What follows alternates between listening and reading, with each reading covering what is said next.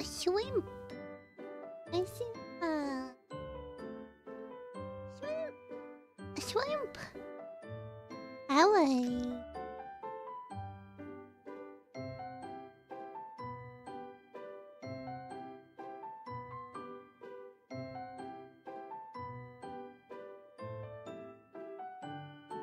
Okay. How are you? I'm good. How are you?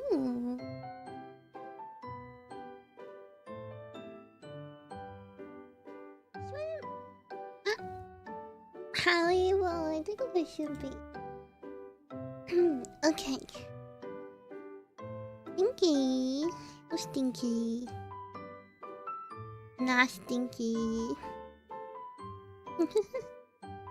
Nuh-uh.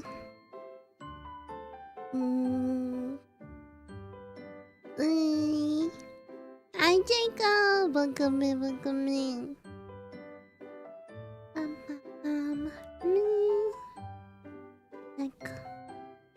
Hi.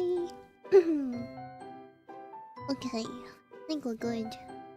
We good. We good. Oh wait, I have ice cream. Guys, I have ice cream. Might be. Wait, let me go to my screen. How about have ice cream? I'm sorry I'm late. I just finished eating din din.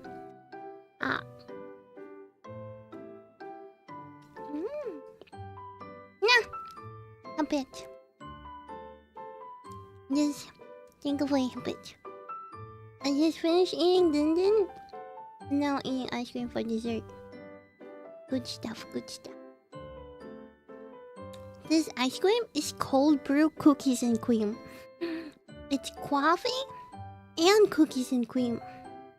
The best thing ever. Think of a champagne.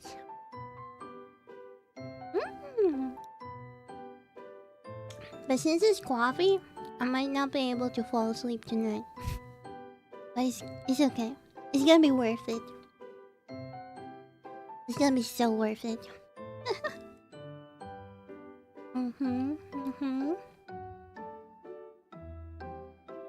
Anyway,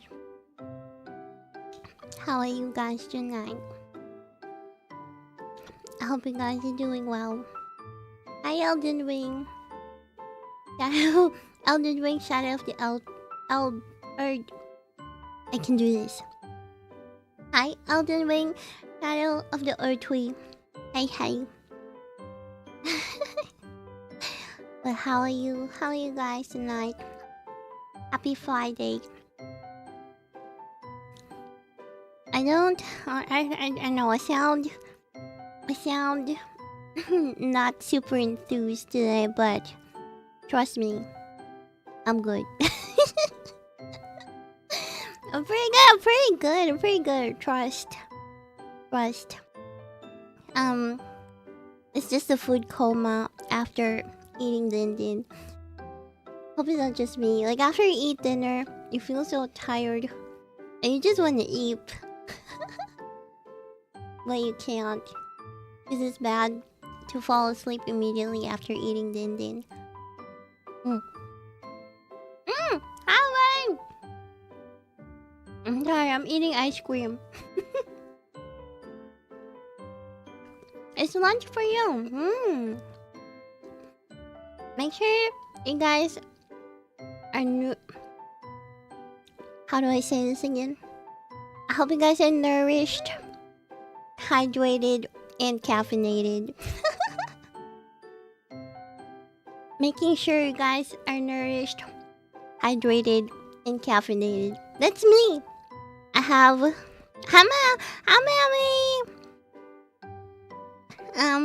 I have my coffee ice cream, so I'm caffeinated. I have my water, so I'm hydrated. And I'm nourished because I just ate din din. Yeah. Oh man, this Friday is pretty chill. I can say we're just chilling. I'm excited to play chapter 2 of Pivot of Heart today, though. But yeah, you guys should check out Pivot of Hearts that we're playing today. We just finished chapter 1 last Wednesday, and we're gonna continue the story today. I haven't opened up the game yet because I want to show you guys the opening of the game. It's so good. Yeah, I want to show you guys the opening of the game. What else? I might burp a lot again, just because my tummy is full. And I need some air. I need to let go some air. But you guys know me, I can't burp. I can't do a satisfying burp. I can do that. How do people normal burp? How does normal burp sound? Something like that.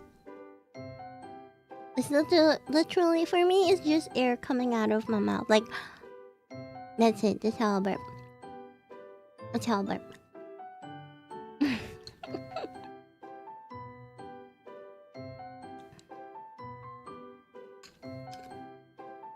Okay. But the thing is, I usually have those burp too. Nice. I thought it's just me. Like, how do I say this? I don't burp like new normal beings. I'm jealous because they burp like and it sounds so satisfying. For me, it's not very satisfying. It's just air coming out of my mouth. This is it. Okay, let me open the game and show you guys the game. The opening. I'm gonna read a lot though. I think my throat's gonna hurt. Ouch. Why am I getting bonked? Huh? How am I getting bonked? Oh, there you go. You guys, look. Look. You gotta look. Wait, let me move. Let me move. Ah, konnichiwa. Konnichiwa. Konnichiwa.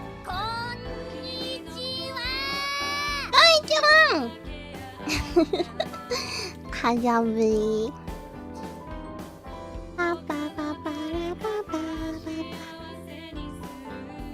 Also, not lagging today. I'm so happy.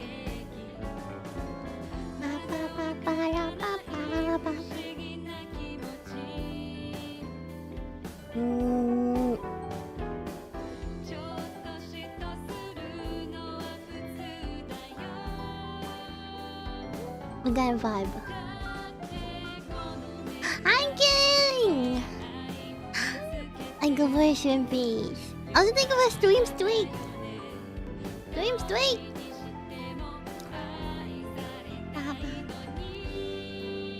We're vibing.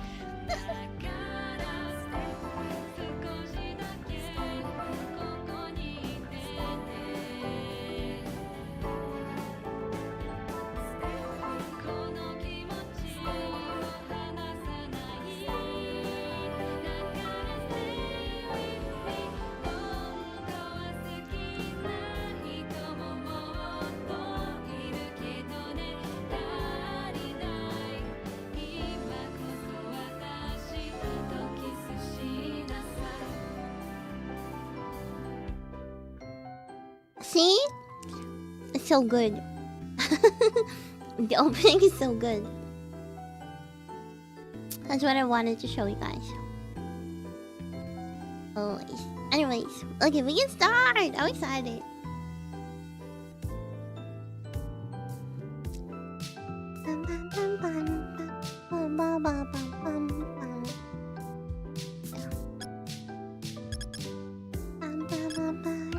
Is it? Okay, it's so good. I thought he's gonna mess with that. Okay, it's so good. So good. Okay. Slow game. We're chapter 2. Oh man, I gotta read. Man, I can't read. I'm making my way downtown, walking fast. Faces passing a whole bout. Anyways, I think I'm gonna lay up those familiar steps. Seem to be. Also, is the audio okay? My headphones. I thought it's just the old headphones that I was using. Sounded weird. But now I changed my headphones and it still sounds weird.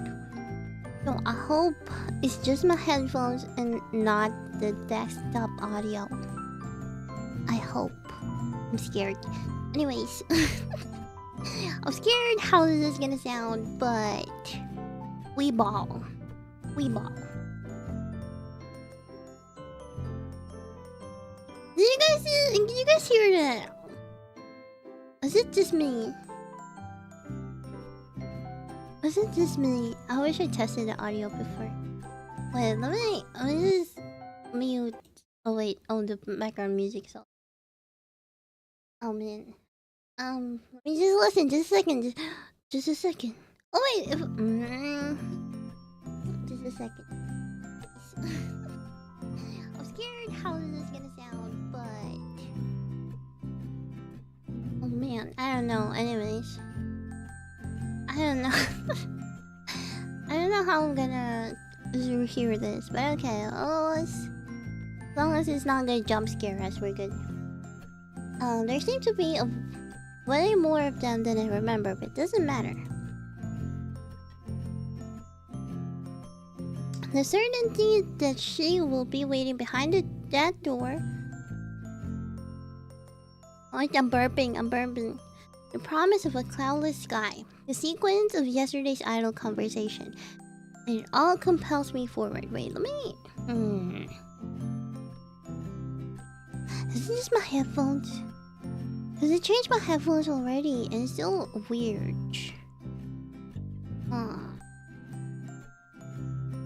Okay, it doesn't seem to peak. Okay, anyways. I think we'll be good as long as we're not peaking. I reach for the door handle. Who could it be? Oh, hello? A damsel in distress. Wait, let me eat my ice cream. A damsel in distress. Oh, boom!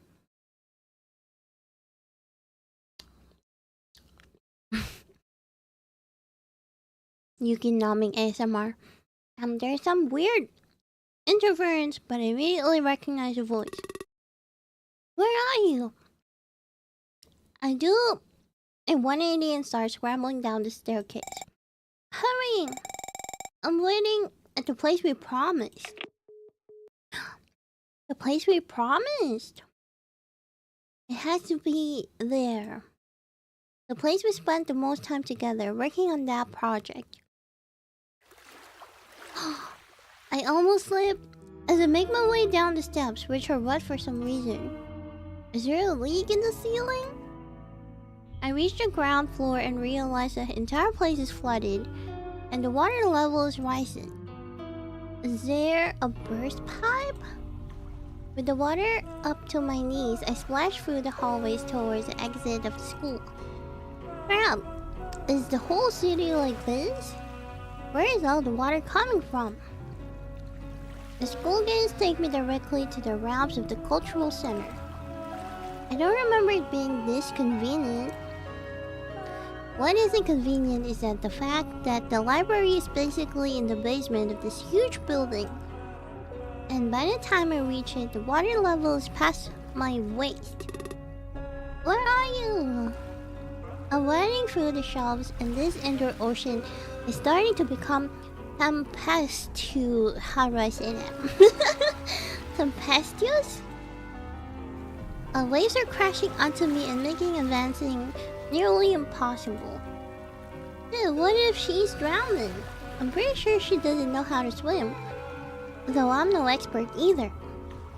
But I have to find her now. I reach for my phone, which is miraculously still working, and return the latest incoming call. It's the Ice Queen! I just saw not the Ice Queen. Slime Queen! I just saw the Slime Queen. Come on, pick up! No one answered. The call continues ringing, and I recognize a familiar melody echoing not too far away. Swimming with a single arm while holding the phone to my ear is quite a challenge. But I fight on and paddle towards the source of the music. Oh, it's her! It's the other friend. In the farthest, darkest corner of the library, I finally spot her. Her back is facing me as she stands before a huge ice cocoon. The water gets colder and colder as I approach her. Oh, it's Nina! She glances at her ringing cell phone and then slowly turns toward me with a pained smile. You're late. I'm sorry, I came as fast as I could. We need to get out of here. A fissure spreads across the surface of the mysterious ice cocoon, and I'm suddenly very aware of its true nature. It's the frozen queen slime, which I barely managed to trap last time, and she seems pretty close to freeing herself. Nina, however, remains motionless. I'm tired. Tentacles emerge from the ice, and then no! And encircle her, and even so, she doesn't move. I rush towards her with all my strength, getting scratched and cut by ice crystals forming all around the queen. As soon as she is within my reach, I wrap my arms around her and attempt to pull her away from the cocoon. Ouch! And the tug of war with the queen slime's tentacle is obviously hurting her, and the clammy limbs are now wrapping around me as well. I glance around trying to think of a way out of this mess, and the silhouette catches my eye. Luna! This would be a good moment to transform into a magical boy again and save the day. Luna, I need one of those cards of yours. Andre? Come to think of it, this is a little insane. There's no way Nina would just roll with it or wrap her head around that magical boy getup. She'd find it ridiculous. More than that, I'm sure she'd be disgusted. I'm supposed to be her knight in shining armor. Ah, think of kawaii cuties! Wait, I made my ice cream.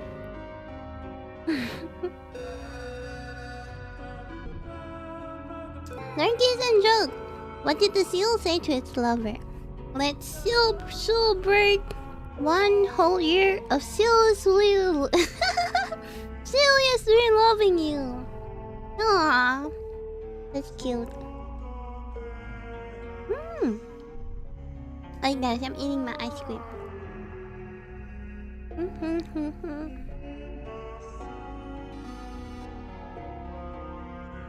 Okay.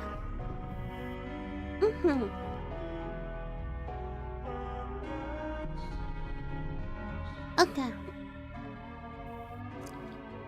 No matter what, at very least, I have to protect the image he has of me. Who are you talking to? No one. There's no one else, just you. Nina is slowly being dragged into the cocoon as Queen Slime frees herself. As if they are switching places. As I hold her, I'm also pulled in. Finally, her arms wrap around me gently as well. She seems conformed, or perhaps even willing to stay trapped here. Yeah, she seems at peace. I stop resisting and let myself be taken in. If it's what she needs, then so be it. A voice in the back of my mind tells me that letting the queen slime run free will be dangerous, but the priority is staying with Nina. The water level keeps rising and we are completely submerged. I close my eyes and accept my fate, hugging Nina tightly. This is the right choice. Something feels off. When I open my eyes, she's nowhere to be seen, as if she melted away like the ice. I'm alone. It's dark. I can't breathe. Ah! I wake up tangled in my sheets, drenched in a cold sweat. A chilly breeze blows in through the window. I forgot to close and I shiver. The obvious thing to do is get up, close the window, take a shower, and face the day. But instead, I lie in bed in a daze. As the minutes pass, it seems harder and harder to move. Come on, well, get up. My body feels heavy and refuses to obey. Ah! That scared me. My heart skips a beat at the message alert, but that finally brings me out of my stupor. At least enough to look at the screen. Morning! Thanks for coming to the show, Anne. Hope you're still alive for today's session. I guess I still am.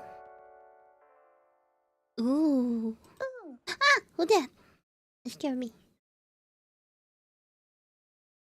Hi, Gamer Zaro. Thank you for following. Thank you. Twitch, thank you. Ooh.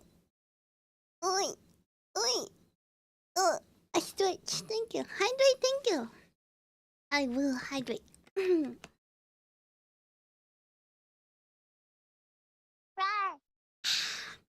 you. Thank you for your help out. Thank you for your alarm.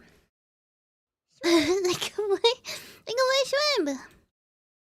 Before I can barely recover from last night's concert, a disturbing dream that followed it, it's already Saturday afternoon, which means it's time for our next RPG session! Konnichiwa! Konnichiwa! Konnichiwa! Konnichiwa! Konnichiwa! Yo. Yo. I'm here. Let's get this show on the road. Thump. Thump. Feeling my foot hit something, I accidentally looked downwards. Is it Luna? What are you... Aw, I thought it was gonna be the kitty. What are you doing there, Barbara? She's just laying there on the floor, maybe unconscious? Hey, Barbara, are you okay? I crouched and started shaking her. Hey! Her eyes are closed, lights completely out. Barbara! Wait, it's fine. She's just sleeping. Huh? I checked my surroundings for the source of the voice, but I'm too desperate to find it. Oh, hi Pink! Thank you for the help out! Oh, gee! Hi Pink. Wait, I'm burping, I'm sorry. I'm burping. What happening? I love you. I miss you. Instead, I turned back to Barbara, only to hear... mumble. Just mumble. 5 more minutes. But I hope you're doing good, Pink. This little... Oh, yeah. Hey, you are here. Yippee! Let's go. Where did she come from? Was she already here? She stayed late preparing for the session after the show. Give her just a few minutes. I'm making some coffee.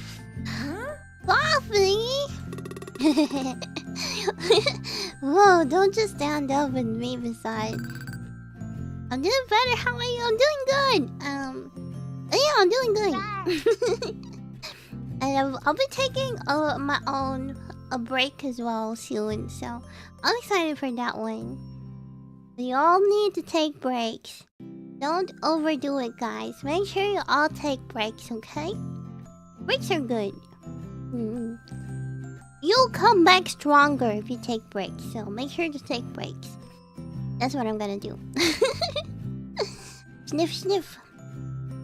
Sniff, sniff. Hey, listen to me. A break? I'm taking a break from streaming. I'm taking a break. A streaming break from June 7th to June 22nd. Yeah. I'm sorry, but no Yuuki streams from June 7th to June 22nd. But it's okay. I'm gonna come back. Don't worry. Don't worry. I'll be back. She just starts in the kitchen. It's good to get some rest. Hi, Ravi Olive. Welcome in. No, sad. Don't be sad. No, I'm not leaving you guys. I'm not leaving you. I'll be back stronger than ever. I'll be back stronger than ever. I knew that would wake her up. God damn it, Barbara. That scared the hell out of me. Yeah, I heard it. You sound pretty desperate. Oh, come on. I found her knocked out on the floor. What else was I supposed to assume? Breaks are always a good refresher. It's true. No, I'm not making fun of you. It actually reminded me of how serious and caring you are, no? Aww. Really? Damn, how can my heart not skip a couple of beats when she says that with such a sweet smile? Oh my gosh, we love I love it when Wen is like blushing like that. I mean, that is, you've arrived here quite early, didn't you? Evasive maneuvers engaged. Actually, we spent the night here. Oh, I see. Wait, we? Yeah, what is all the buckets? Oh, that's the we part. The what now? Oh, it's Sir Wen. You're finally here. What do you mean finally? I arrived on time. It's you guys who had an unfair advantage. Relax, Finn. You didn't miss anything fun. We crashed immediately after arriving, while Barbara went on to prepare the session. Aww. Right? God, I love performing. But after our show, all I want to do is crawl back into the darkness. Oh, makes sense. Oh yeah! What are you all waiting for? Barbara came back shouting with a mug of coffee in her hand. Speaking of coffee, I do have a mug of coffee ice cream in my hand.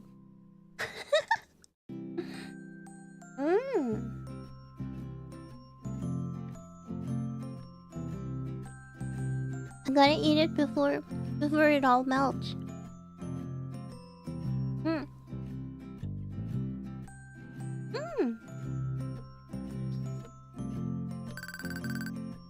Let's get the show on the road. I said it first, you know. Also, you were the one sleeping until 5 minutes ago.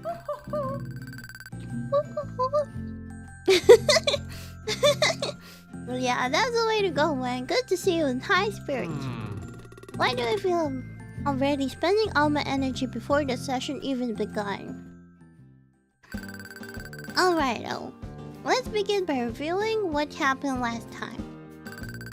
You got into a bar fight when you met Commander Rexus. She's cool and badass, and she gave you a job. Okay, this is also like a summary for the people that were in there last time. This is what happened. This is what happened, guys. Locate Arbolt Kingdom's informant who infiltrated the Burmos Empire and retrieved the intel they uncovered. We begin our session today with the three of you setting out from the Arbolt capital. We spend the first chunk of the session preparing our gear for the journey. Digger gets quickly overwhelmed by the several spells and items he can choose to take with him, but we chime in to help smooth things out. Not long after, Barbara starts narrating our travel to the Burmos Empire, the nation suspiciously interested in the land of our kingdom's old ally, House Clan. We set out towards east, hiking past the rolling farmlands that surround the capital. This is one of my favorite parts. Barbara is really good at setting the tone, and her descriptions of the landscapes and people are the meat of it. I'm burping. I'm burped. Though we don't do much while she describes what our characters see, hear, and smell, it helps us understand what they feel and think. Since we were still close to the capital, the first day of the trip was mostly uneventful, save for the waning signs of civilization. After crossing a large bridge, we were finally into open wilderness. A distant dark strip in the southeastern horizon reveals the Termin Woods. Aha! That is where I shall sit my craving for adventure. For the Arbolt Kingdom.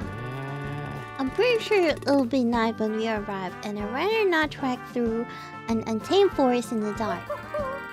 Attaboy, Wen. Keep the grumpiness coming. But yeah, this is the Termin Woods you saw on Commander Rex's map. It's the most direct route to the Burmose Empire, making up a natural border for it. The Arbol Kingdom to the west, and the House Clan to the south. It should take 1 or 2 days to cross if you don't wander too much. Which is why we shouldn't be too hasty. Aww. Indeed, we are close enough to peer into the woods. There is not enough light to see anything in there anymore. Barbara... Barbara... I can't speak. Barbara uses the opportunity to explain how resting works and why it's important in RPGs like Castles and Champions. See, even in Castles and Champions, resting is important. Not just in real life, guys. Not just in real life. Even... We're on theme! Exactly! We're on theme! Even my break is on theme. Managing your resources is what keeps options on the table, and you really don't want to be cornered when Barbara is behind the Game Master screen. We broke camp at first light and finally ventured into the forest. The Burmose Empire is right beyond these woods. My objective, vengeance against the one who set me up, and close at hand. It's close at hand. As soon as we finish the business Commander Rex has sent us there to do, I'll ask around for that person. But let's cross that bridge when we get there. Right now, the important thing is to come out of the forest in one piece. God, yeah. One Piece! One Piece! The One Piece is real! And we're talking, that is what an adventure should be like. Dear Sigurd, please do walk behind me so I can take the brunt of the risk in case anything happens. Oh, I appreciate that. My tunes can bewilder anything that breathes. Alas, they still cannot protect me from a cold blade or a sharp fang. It's just a shame none of us is particularly good at navigating a tranquil forest. But at least this way, we are prepared for whatever comes our way. I'm scared. After walking for the first half of the day, we come to a halt. To the south, a large flock of birds take flight suddenly, clearly distressed. Oh no. That can't be good. Finally, the time has come to weave my tale. Do we hear anything coming from the direction the birds flew from? Besides the birds themselves? Not at first. As you move tighter together, in anticipation for any danger, you hear a sudden low noise racing from the south, followed by a slight and slowly increasing tremor in the ground. Oh no.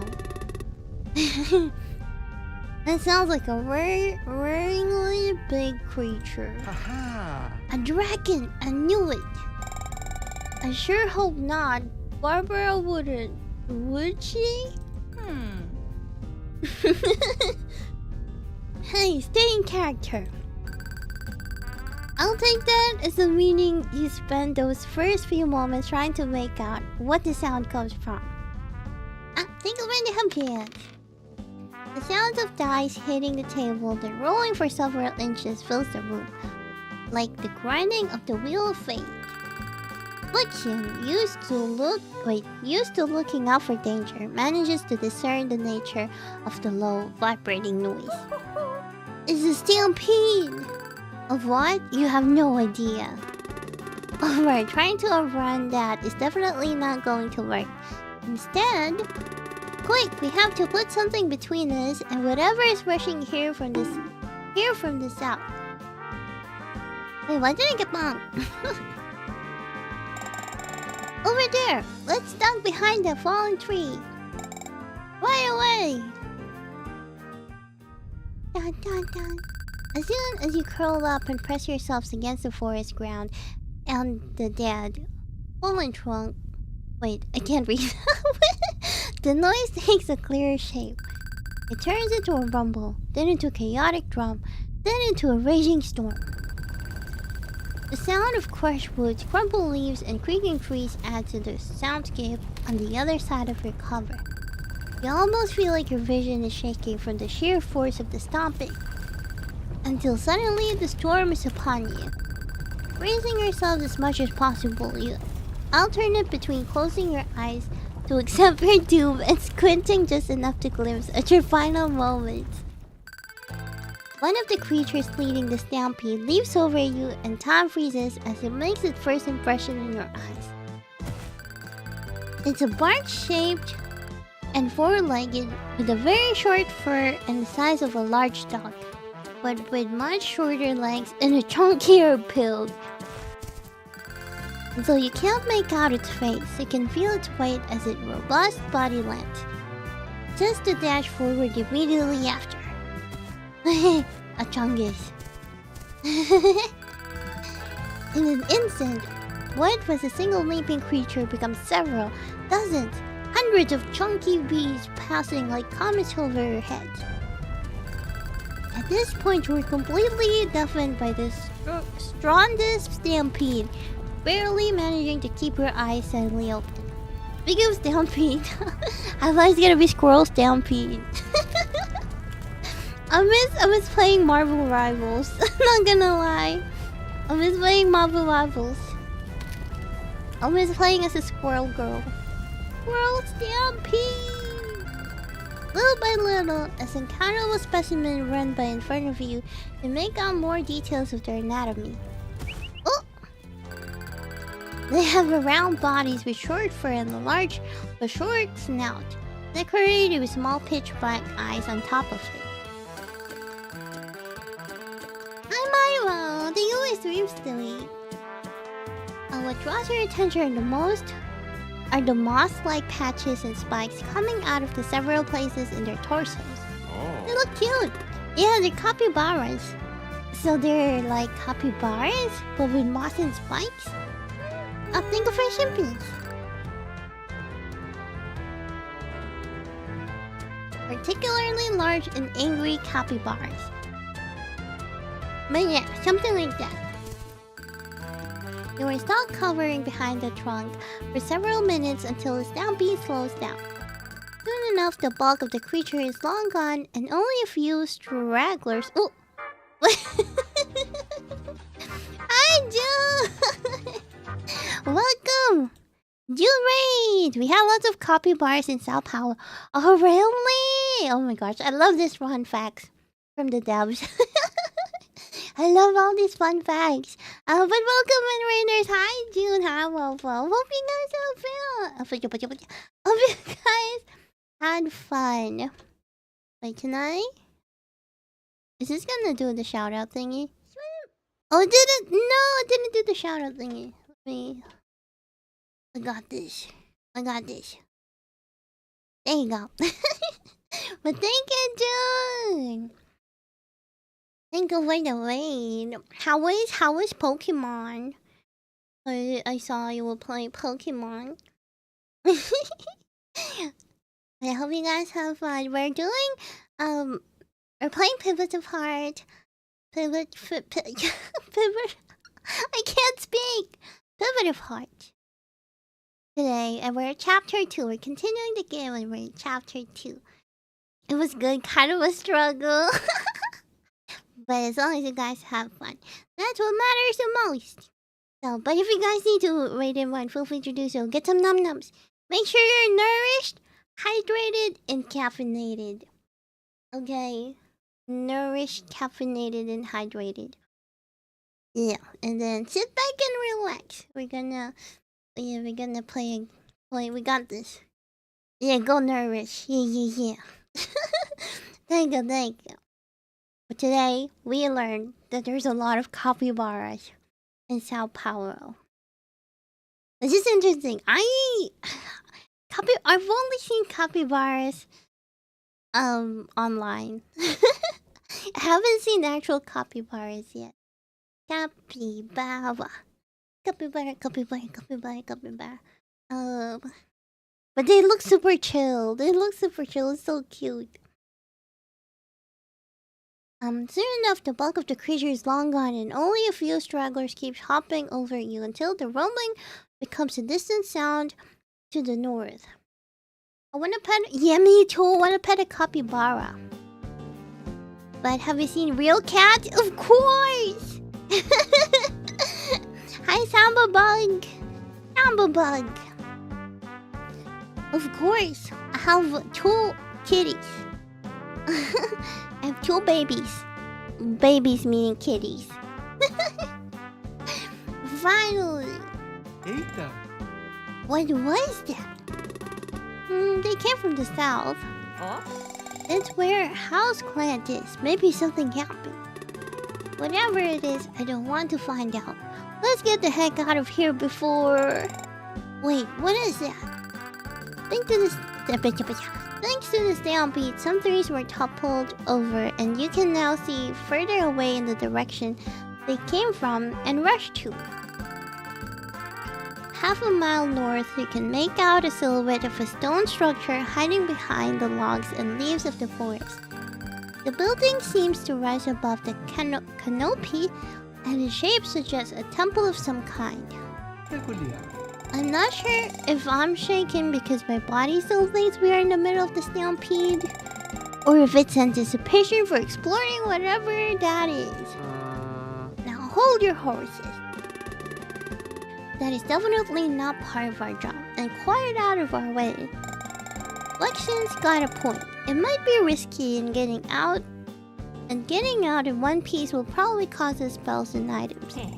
That said, I can't help being curious about what's in there. Come on, Vection. It's right over there. It shouldn't take us long. Nothing bad is going to happen. Even though I chose the role of cynical strategist for this campaign, I have to admit the temple has piqued my curiosity. On the other hand, Barbara loves dangling shiny baits in front of us, only to corner us later on. I look for clues in her expression, but it's futile. Her poker face is unreadable. In that case, the question here is whether I'm ready or not to push forward into whatever unpredictable side plots Barbara has in store for us. Gonna eat? Yeah, no worries. Go get nourished. Make sure you get nourished. Oh man, I don't have enough. Oh man, we have to carry on with our journey. Now Barbara's clearly trying to lure us. I don't bite it. Aww. We can check it out on our way back, don't worry. Deciding to save our reserve for the meat of the adventure, we carry on through the Termin woods. I do wonder though, Barbara wouldn't just throw that stampede at us for no reason. Those plant capybaras definitely come up again at some point. Better keep what happened here in mind. Maybe the Burmos Empire is behind this? Guess we'll find out next time. Ah, that's it? That's a session? Oh man.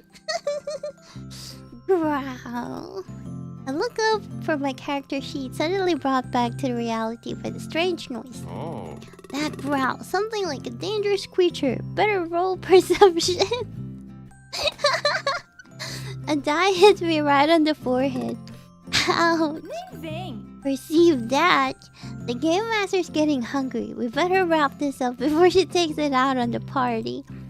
Time really flew by, huh? Onionitos aren't enough to get us through the journey. Hi, Kiryu! Yuuki should play horror games. Yeah, it's been a while since I played horror game, huh? I agree. You pat the bag, making sure it's empty. Especially with Wen around. He just inhaled the whole bag in 5 seconds. Onionitos? Is that like Funyuns? I love me my onion snacks too. I'm burping, wait. That really was quite a feat. Sorry, I'll bring more snacks next time. Shall we order a pizza for now? Ooh. That sounds so good. We've been cooped up here all day. Maybe we should just go out for a change of pace. I'm in. Where are we going then? He stretches his lips, unaccustomed to sitting still for so long. How about some burgers? The other day I went to a place nearby that's pretty good. Alright, let's go! Barbara gets up, unbothered by the dice and papers and pens scattered on the table, and skips toward the door. I at least gather up the character sheets and pick up the die that was thrown at me before following suit. Ah! Luna! You guys see Luna? However, I'm intercepted by Luna, who carelessly rubs against my calves before sprinting away. I guess she likes me a little better now. Let's go! OMG. Are you going to turn me into a magical boy? I whisper pensively, but Barbara rushes me further. Come on, man. Etsuko is holding the elevator door for me and I step inside. Huh? I'm getting some deja vu. I shudder slightly at the karaoke sound coming from inside the bar, but a familiar, not unpleasant feeling washes over me as well. There's a free table over there. Let's go! The bar is pretty full, so Sigurd wants to claim the seat for our group. Barbara takes a chair beside him, and Etsuko and I sit side by side across from them. Quick, quick! I need food! Barbara's eyes run over the menu at top speed for a couple of seconds before waving it up in the air, trying to get the waiter's attention. Hey buddy, here please! Let me have a look too! For starters, maybe we can all share something? How about some polenta? Oh yeah, we went to the grocery store yesterday, and there's no polenta, but there's polenta. What do you call it? A polenta starch powder? Is it flour? I don't know, but there's something polenta. I was like, wait a minute. I know this one. But yeah, I don't know. It's a powder thing. It's like, what? I was like, why did I just see this now? After playing the game. But yeah, I think it might be a cornstarch. Oh, it is often sold as powder. Ah, so I can actually make my own polenta. Ah, let's go. Does it taste good? I don't know. I haven't tried it yet. But that got me curious. Then you can fry it and have fried polenta. Whoa! If I see it again, I'll go try it. I'll go look it up. I'll go look up a recipe and try it out. We ate it yesterday. Let's go.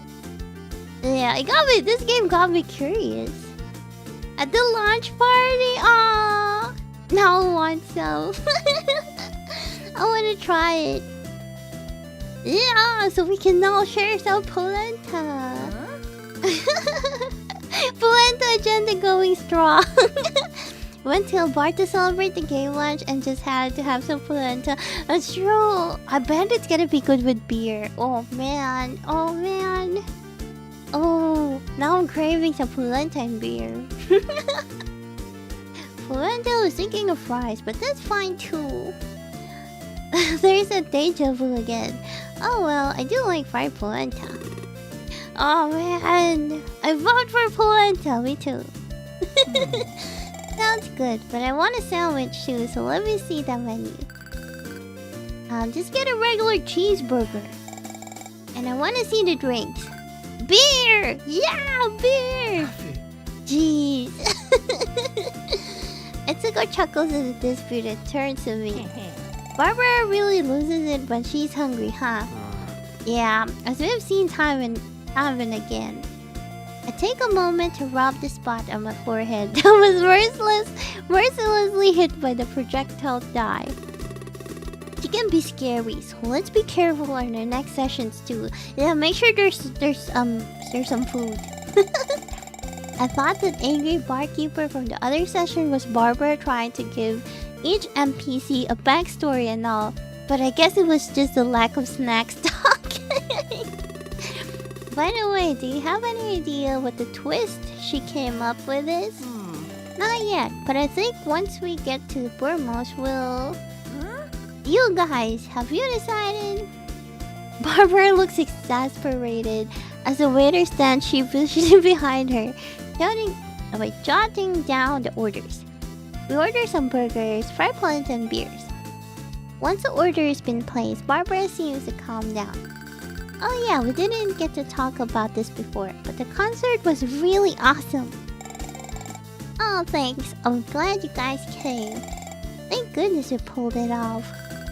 You know what? Next time we should sell some merch. Ooh, yeah, sell some merch. Yeah. Like a Zero Absoluto t-shirt. That's so true. A brilliant idea. Ethical, let's do it. The fans are asking for it. Are they? Well, sure, if you come up with a cool design, we can make a few. I'd buy one too, sign me up. Okay, that's Barbara, Metal, Oba, and Wen. 3 shirts for the whole fan club.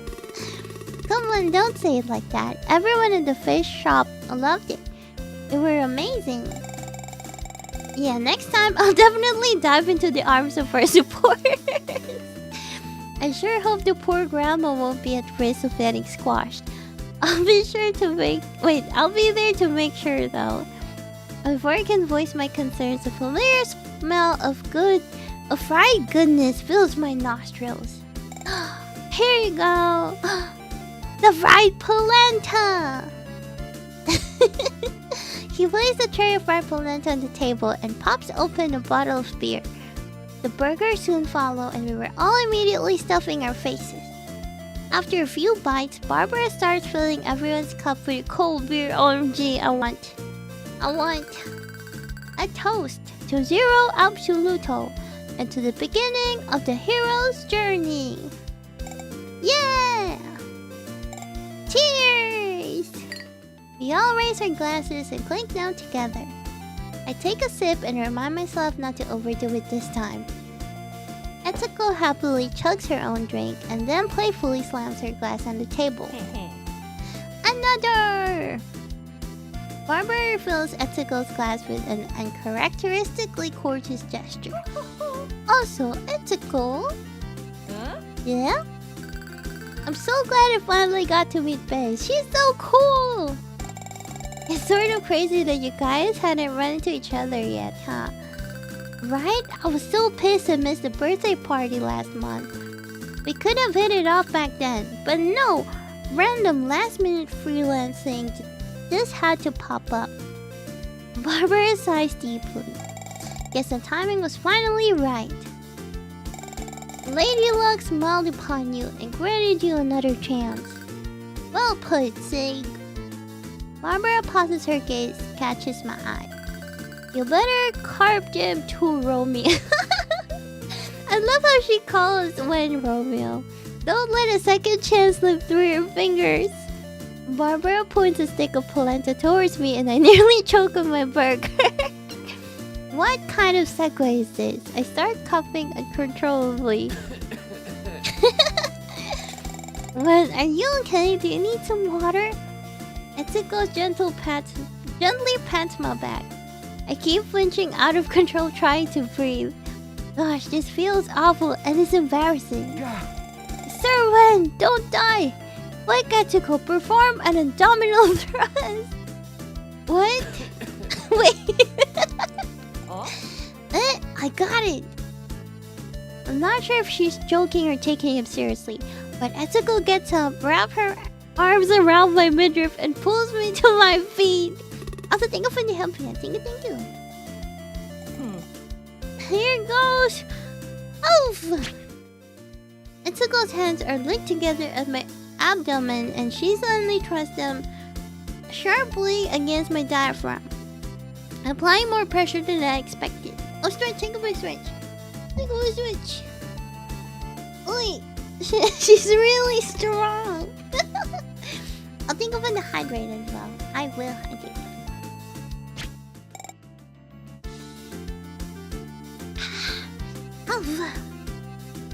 I'm once again squeezed, and whatever godforsaken piece of polenta that was lodged in my throat flies somewhere unseen. Wait, I'm fine. I can breathe now. Huh? Oh, good. He releases her iron grip, and I sink back into my chair. My head is still spinning, but due to the near... My head is still spinning a bit. Due to the near-death experience, I take a few deep breaths and turn towards my savior. Thanks for that. You're strong. Anytime. It's always a taiko practice. Japanese perk. Oh, the taiko. There's like... Wait, no, my ice cream is melted. Wait.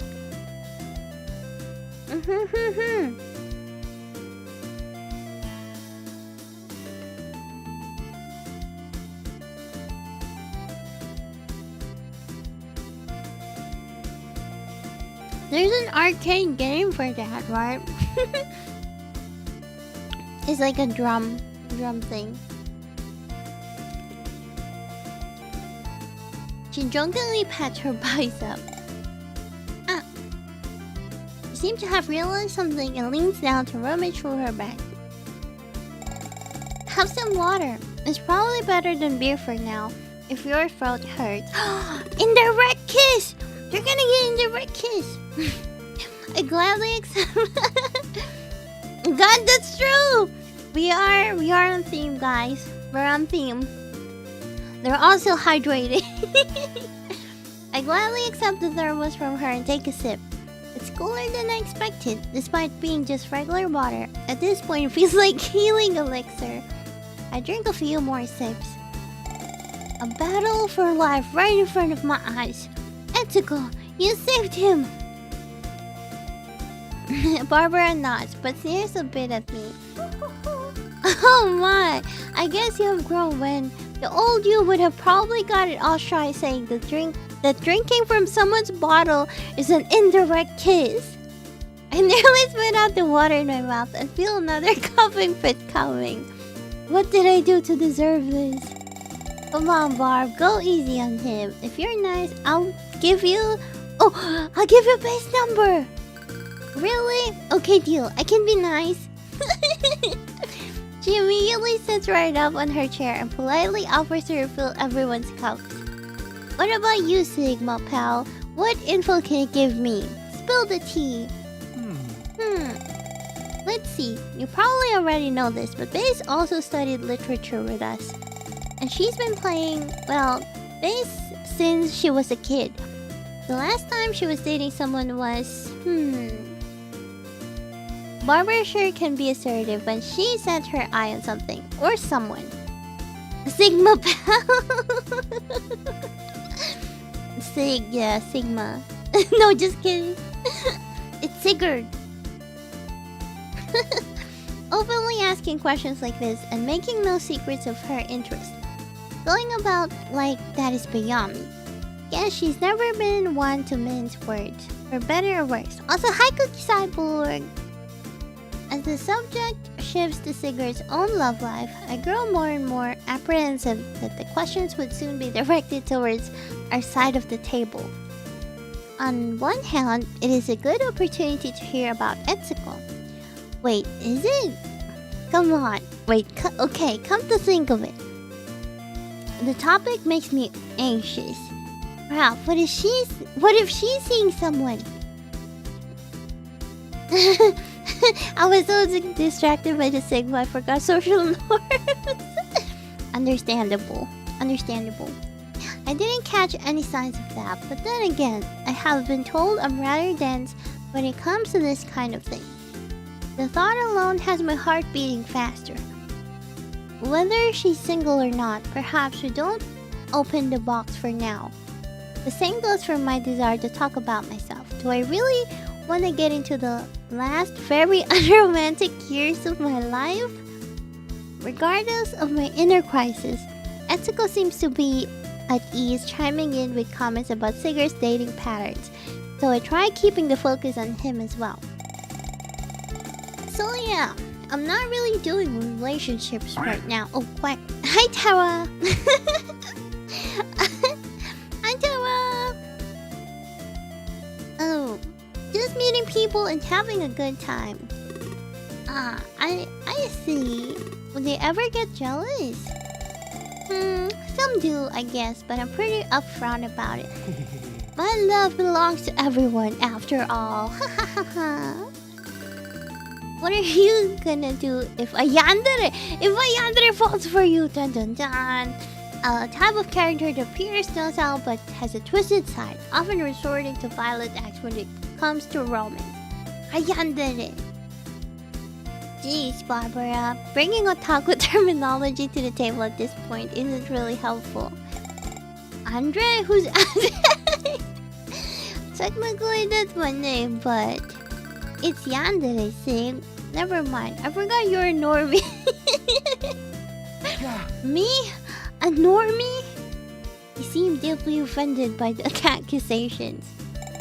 Yeah, me too. I'll be offended if someone called me a normie.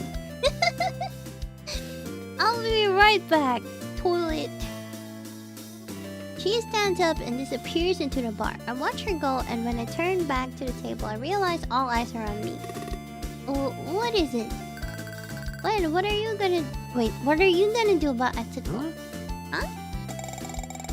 You two suit each other rather well. You should to ask her out. Or someone else might beat you to it. That's true. Oh, Zig, what's the goss? You see, on Bay's birthday party. Oh, wait. This is exactly the sort of info I'm not ready to handle. Wow, look at this empty bottle. Should we order more? Excuse me, waiter. I desperately try to deflect from the subject at hand. Regardless of that, are you gonna make a movement? Geez, there's no running away from these two. Well, I don't know. It's not like... Barbara and Sigurd are leaning over the table with inquisiting eyes. I was not prepared for the direct confrontation. Taken by surprise, I have nowhere to hide. Suddenly feeling very hot, I take a long sip of beer and muster the courage to say something. I do admire her and I think she's really cool. I'm glad we managed to meet again. But we were friends for a long time, and then we didn't speak for years. I don't think she sees me that way at all. Barbara lets out a long sigh. What? Did I say something weird? You should have more confidence, Sir Wen. You're quite cute after all. Huh? Too true. So true. Look at them. Look at him blushing. It's cute. I desperately look away in embarrassment. It's definitely unusual to be referred to as cute. He is really clueless. Barbara has slipped into Etsuko's seat beside me and began poking my side. It feels ticklish and I start squirming, trying to get away. See? Adorable. Come on, show us your face. Cut it out. Easy now, Lady V. He's gonna short circuit. Fine. He finally backs away. I return to a normal sitting position and hope the redness on my face fades away. Who would have thought Sigurd would be the one to put the brakes on her? Barbara is still staring at me intently though, with her hand on her chin, as if she's deep in thought. Hey Wen. What? Have you ever considered dating guys? Whoa! Maybe! I've been cornered so much tonight, the question barely faces me. Maybe! I guess if I found myself having feelings for one, I'd give it a try. Would you? Amazing. Nah, I'm only into 2D guys. But wait, this is news to me. Do you have someone in mind? Yeah! Yeah! We're going for buy-win. It's not like there's anyone in particular. I'm speaking hypothetically. It's Kawa! It has to be Kawa. Besides,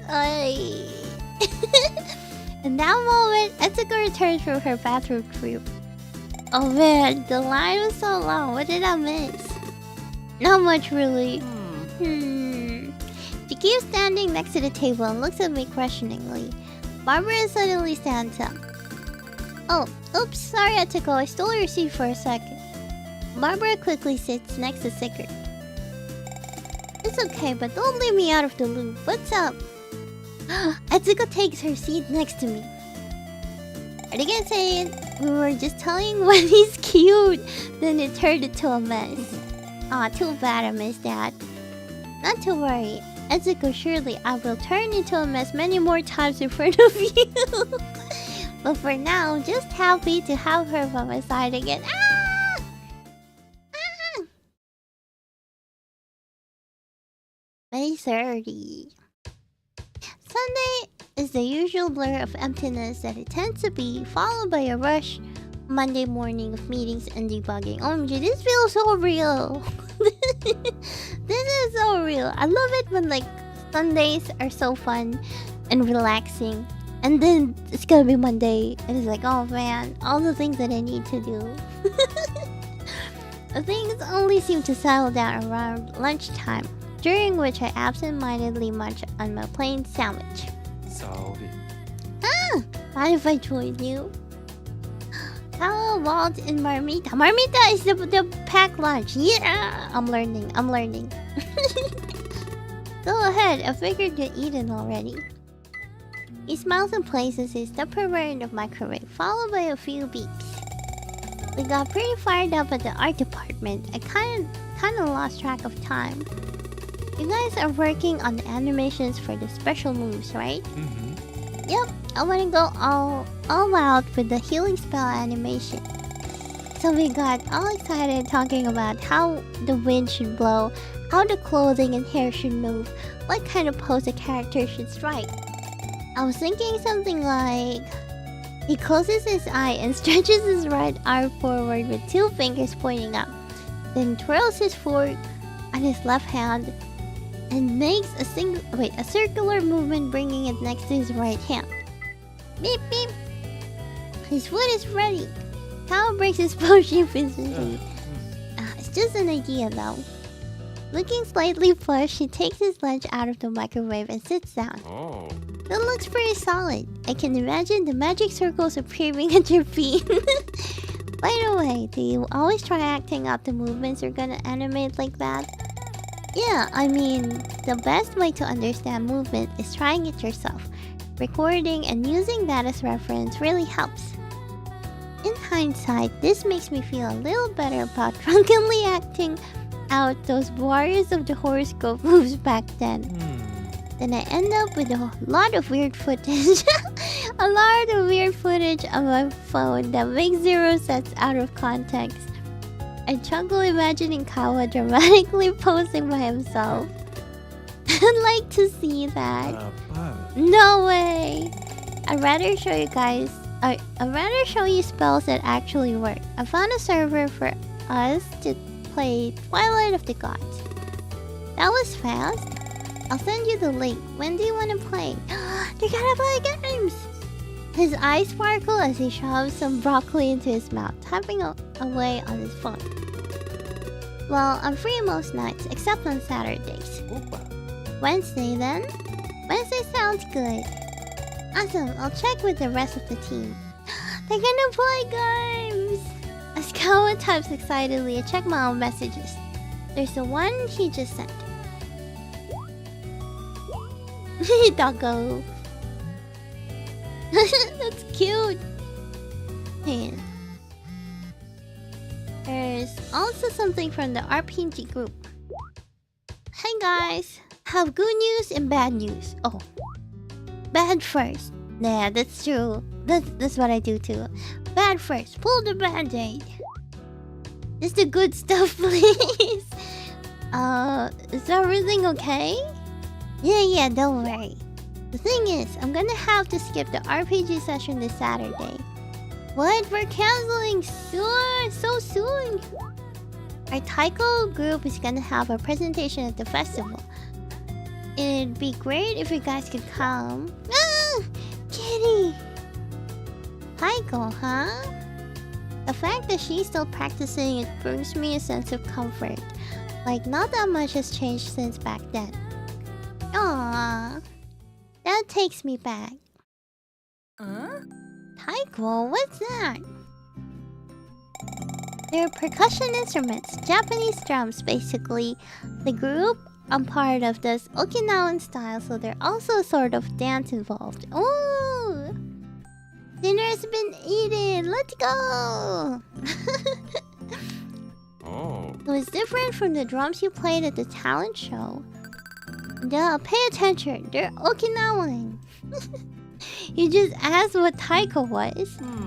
It's a pretty different vibe, but she seems to be deep in thought for a moment. I like it just as much.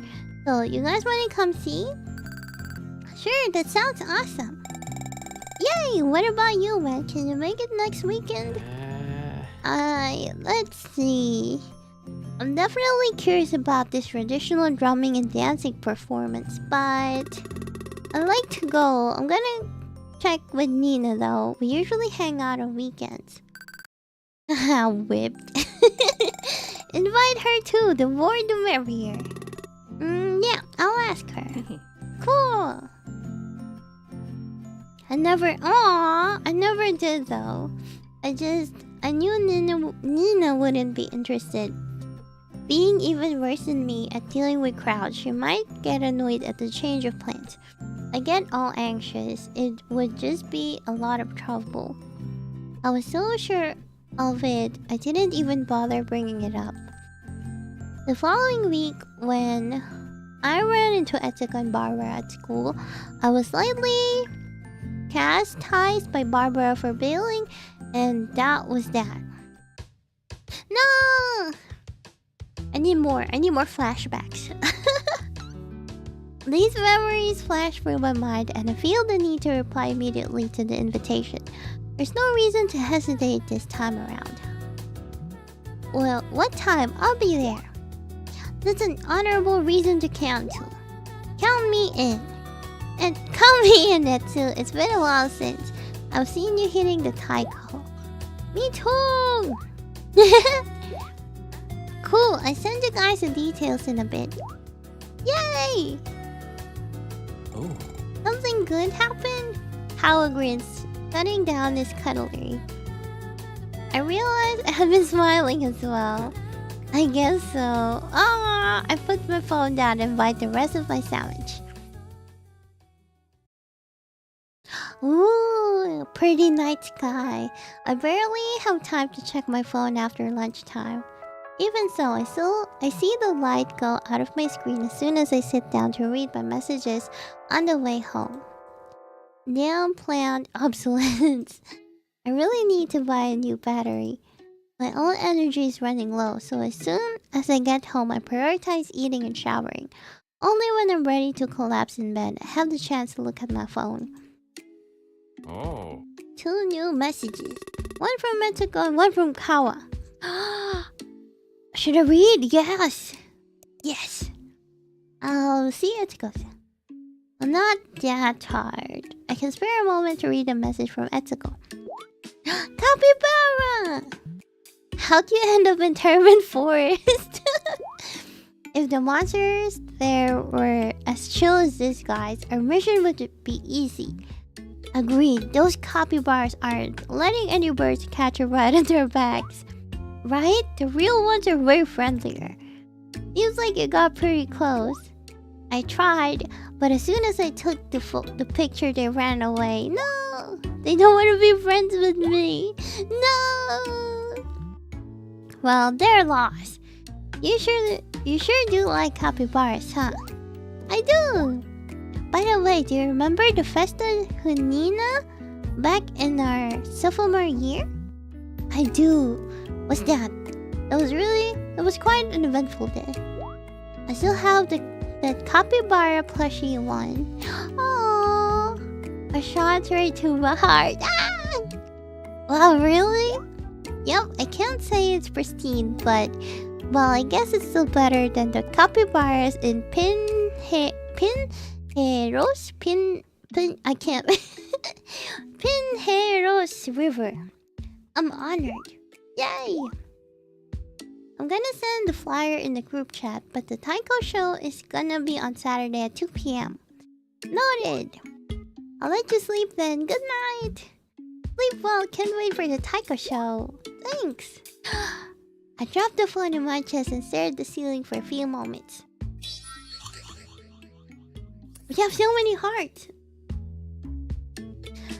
A short while ago, I couldn't even imagine we'd be back talking like in the good old days. I catch myself smiling softly. Yes, read more, read more. Oh, you know what? Reading one text will mess up my sleep. It will. It will. Hey, Ward, I wanted to hear your take on this idea I had for a build in Twilight of the Gods. Oops, sorry for the late reply. What do you have in mind? I'm going for an acolyte, so if memory serves me right, it'd be a good idea to split the points between vitality and intelligence.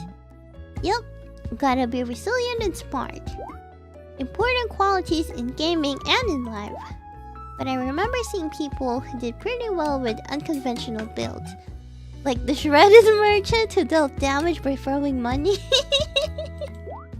Yeah, something like that. It's kind of boring to just follow the classic guides, right? That's so true. Twilight of the Gods has infinite possibilities. I was thinking of doing something kind of out there for a change. Like what? Like, I don't know, an exorcist priest.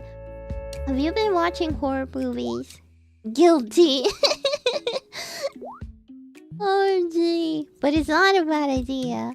You can exorcise the living dead and heal us at the same time. Yeah, I won't leave you guys hanging. I know you won't. I chuckled at the thought of Kawa in the sinister role. But he's right. Thinking outside the box is way more fun than following the standards. Supposedly easy road. Let's go! Yay, we finally have things.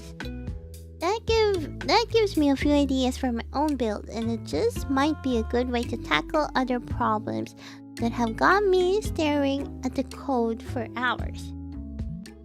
I might get experimental with my mage too. You gotta try to be a bodybuilder, sorcerer? That I can't guarantee. Follow your heart. Well, alright, good talking to you, man. See you tomorrow. See ya, good night. Eee! I'm a bit more awake than I was a few minutes ago, but I think I might be able to fall asleep fairly quickly after such a long Monday. Alright, it's pretty late now, so I better go to sleep. For June. I get to work to find colorful little pennants hanging up all over the studio. They have me baffled at first, but my perplexity is soon gone as I realize it's already June! So it's that time of the year. I passed by the coffee table and noticed it's chock full of pakolkas? Probably sweet made out of ground peanuts, sugar and salt. And pede moleke, traditional sweet made of roasted peanuts and brown sugar. Whoa! Oh, it sounds so good. What I'm thinking right now is like peanut brittle. Pasolka? It's pronounced kind of like pasolka. Oh, this one. Pasolka. And then this reminds me of peanut brittles. Roasted peanuts and then brown sugar. Oh man, it's making me hungry. It's making me hungry. Not really my favorites, but I'll have them if they're lying around just like that. Me too, like I'm not a huge fan of peanuts, but I'll still try it. I mean, it's so tasty. The moment I decide to turn back to go grab some, I'm greeted by a cheerful Kawa. Yay. Good morning! What's up? You look happy. I just like the Festa Honita vibes. I love this time of the year. Aww. It does sound bubblier than usual. Really? I guess it's neutral for me. And now he suddenly looked a little disappointed. But it is a lawful, true, or chaotic neutral. That's okay. I hope I get to go to a kermes this year. Closely related to Festa Honita, refers to a celebration organized by a church. Huh? I can't wait to eat pamona. Pamona? Traditional sweet made out of grated corn mixed with milk and butter. Ooh, and either sugar or salt, creating paste that is wrapped in corn leaves. Pastel? Type of rectangular deep fried pie with all sorts of fillings. It's getting me. So many vocabulary words. No, it's fine. It's fine. I'm learning. Yeah, this like the meanings are also there, so it's really helpful. And Ken Tao. A drink mixed with spices such as cinnamon, ginger, cloves, and fruits such as apple. OMG, this it sounds so good. Oh man, it's not like you can't have those throughout the year.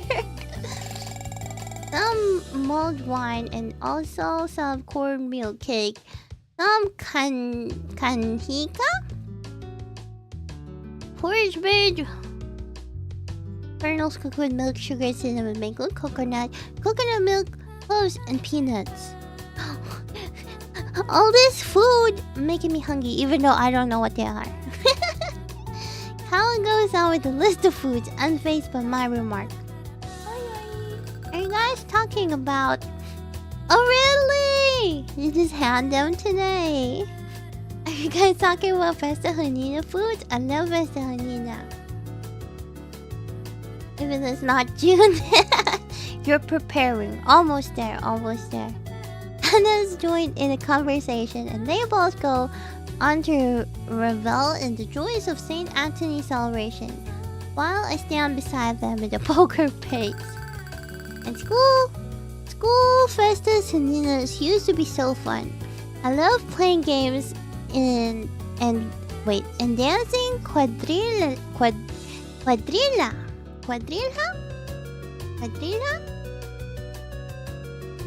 Oh, the right for the first quad. Is it quadrille? I don't know. A type of ballroom dance similar to square dancing.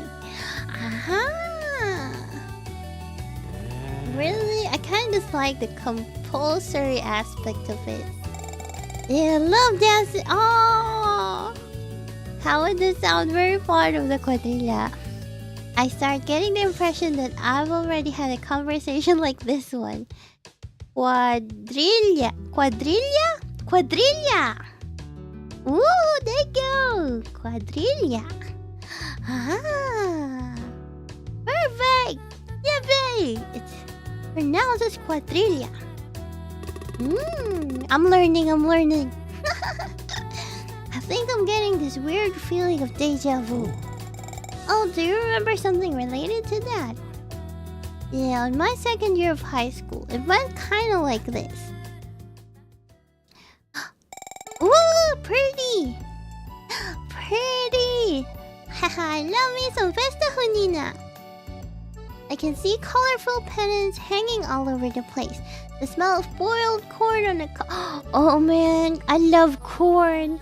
The smell of boiled corn on the cob, pastel, barbecue, and mulled wine wafts through the air. Food and game stalls are set up through the whole school. Not to mention the hellish cacophony of people talking at the same time. Hey! Come on, let's play some games! I let out a resigned sigh. At least Etsuko is pretty hyped. What do you want to play? There are so many fun options. There's fishing, target shooting, the hoops. Wait, what's your pick, Wen? Before I can answer that, I don't really care. I'm interrupted by a sudden onslaught of crackling and snapping noise. Take that! My multi firecracker attack. Huh? I turned my gaze towards Barbara, not impressed in the least. How old are you? 10? And you 80? Why? You should be thanking me. I'm only here to boost your chances of winning that damn video game. That's right. Bow before me, servants. If I win, I might let you play. Festa Hanina is somewhat similar to Japanese summer festival. Oh, in that there are many typical foods and stalls with games. Ah, interesting. It's like Natsumatsuri. Ah. Except it's in the winter here. Oh, really? Ah, interesting. I clenched my fist at her audacity. Everyone who bought the ticket to our school's Festa Nina also got a raffle ticket for a chance to win a Fun Station 3, the latest console. I'm only here in the crowded place because Barbara pestered me so much to come all so that she could have 3 tickets to wager in the lottery. Hers, mine, and Etsuko's. While Barbara and I bicker, Etsuko seems deeply absorbed in her plans to enjoy the party to the fullest. First, I think I'm gonna go get some popcorn, a barbecue skewer, and a cheese pastel. Then we could buy some sweets. I think I wanna go for a tapioca. Is it the bubble tea? Is it? Wait, is tapioca coliform? Wait. It's a different one. I was thinking, you know how in Japan they call bubble tea tapioca. Yeah, that's why I was thinking of the bubble tea. But that starch. Interesting. Hamona and some pahokinas. Is it pasokinas? There's a mulled wine too. He seems overjoyed at every traditional dish she remembers. I love Festa Nina food. I personally don't eat. It's all made from cassava starch. I do love some cassava cake. Yeah. I tried some before. They're pretty good. I love them. I love the texture too. I personally don't really get what's so special about it. It's not like you can't eat this stuff during the rest of the year. But I decided to not rain on her parade and say nothing about it. I don't get what's so great about it. You can eat all that stuff anytime you want. Well, at least I wasn't a party pooper this time. But it's way more fun when it's Festa Hanina. It's more special. Etsuko seems unfazed by Barbara's comment. Not bad, Etsuko. I gotta give you props for your conviction. They decide to hit up the target shooting stall after Barbara convinces us it is important practice for an eventual zombie apocalypse. That's so true! Yeah. Get ready to witness the abilities of a pro. Firsthand.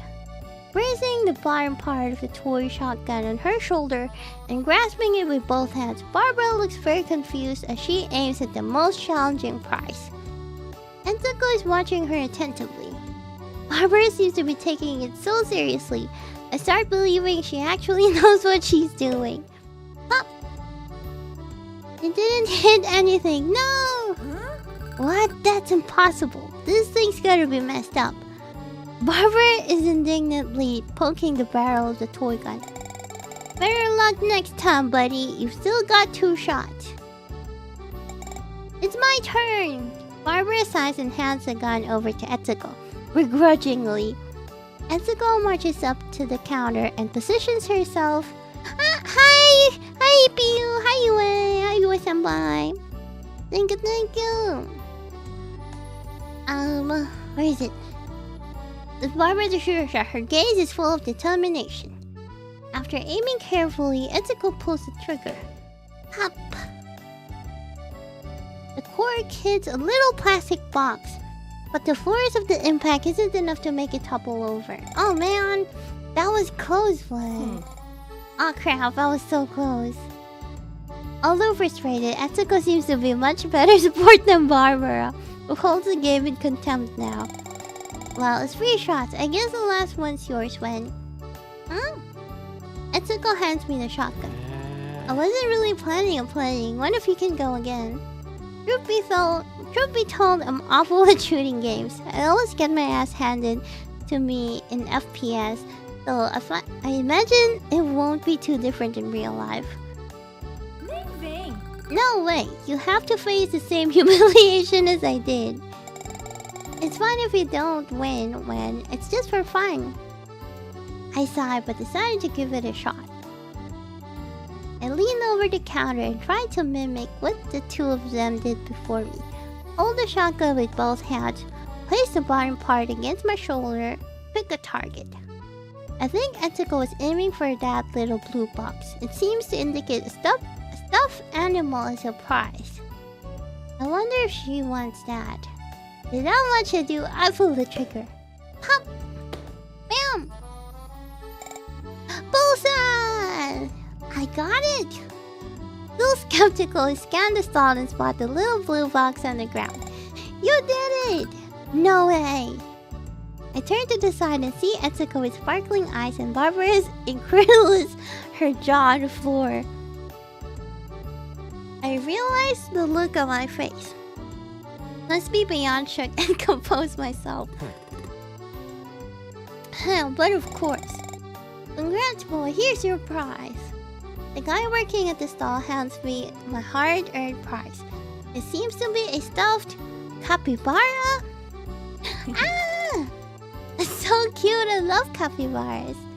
So she really had her eye on this. You can have it. Ah! I extend the plushie towards Etsuko with a serious expression. She looks at it, then at me, as I try to hide my embarrassment. Come on, just accept it and let's get it over with. Adorim rat? It's a capybara!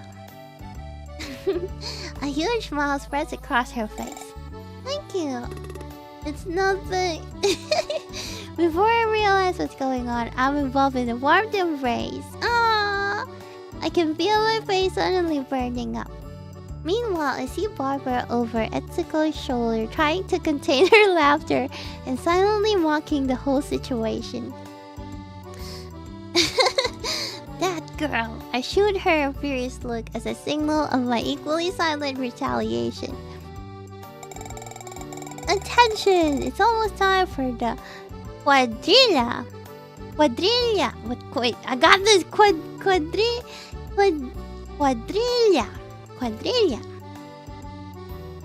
Our background artist asked to add some Dorim mouse, and we were like, sure. That's cute. Quadrilla.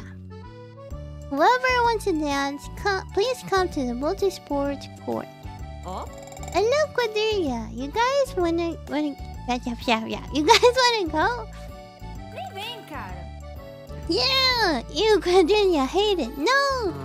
I'm not a big fan either. But we can escort you there. I managed to finish my sentence before all the lights drained from Etsuko's eyes. When we arrive at the court, I see a long line of couples getting in position. They're about to start a typical dance associated with the country's rural culture. Many of them were dressed in character for the occasion. Horrible memories from teachers in preschool. Horrible memories from teachers in preschool trying to draw a mustache on my face as a part of the costume come to mind. That sucked.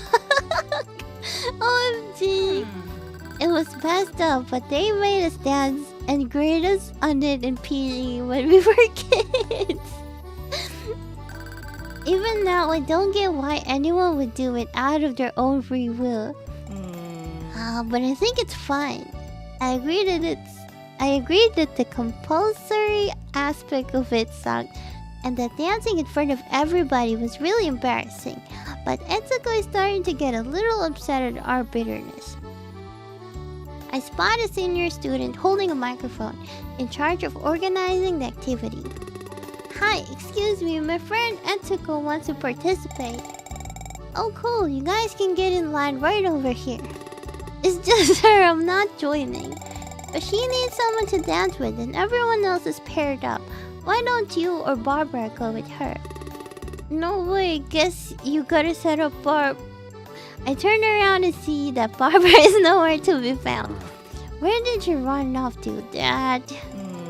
It's okay, Wen. I get it. You two aren't into it. We can go do something else. I can't help but feel guilty looking at Etsuko sheepish while she says that. I think we were being kinda douchey. Sorry. She seemed so happy to be here up until now, and I think seeing her happy makes me happy too. Would it really be so bad putting my sourness aside for a bit? I'll dance with you if you want to. Ah! Eee! Woo! Huh? That came out by accident. For real? Now I'm done for. It's not like I'd be such a huge sacrifice.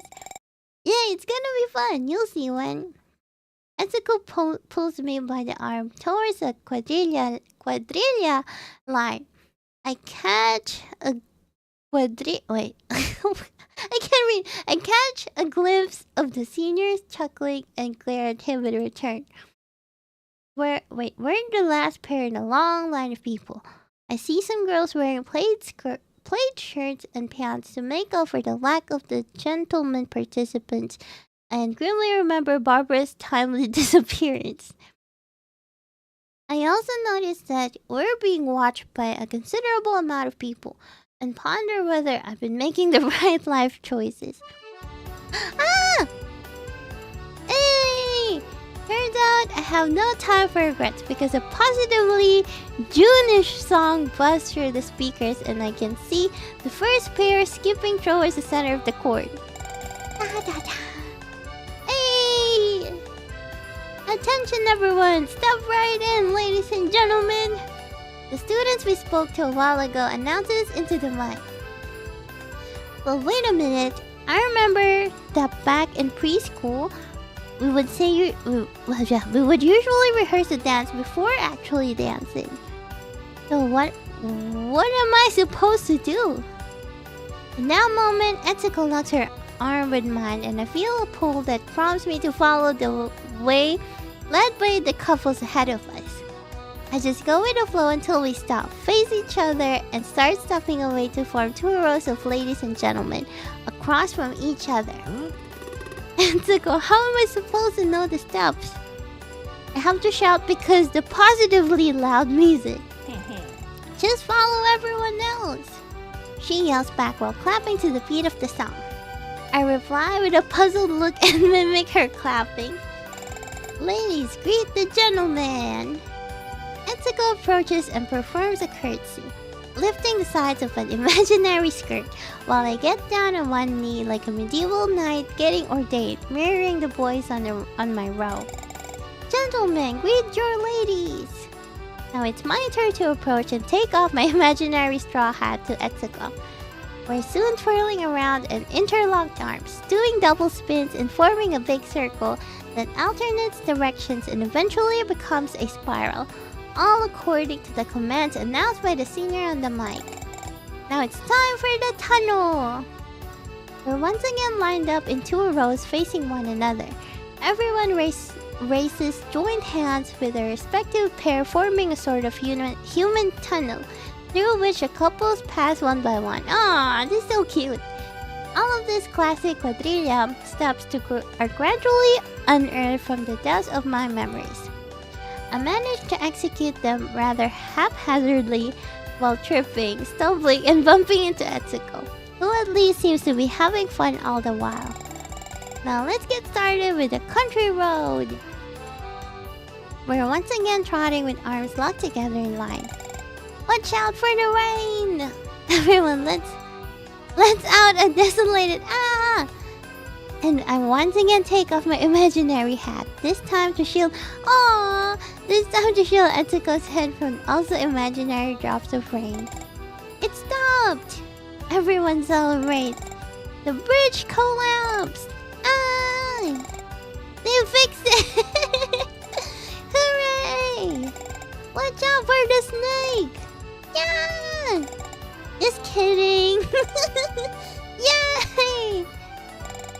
Now everyone pair up. What a lovely ball! Look at them!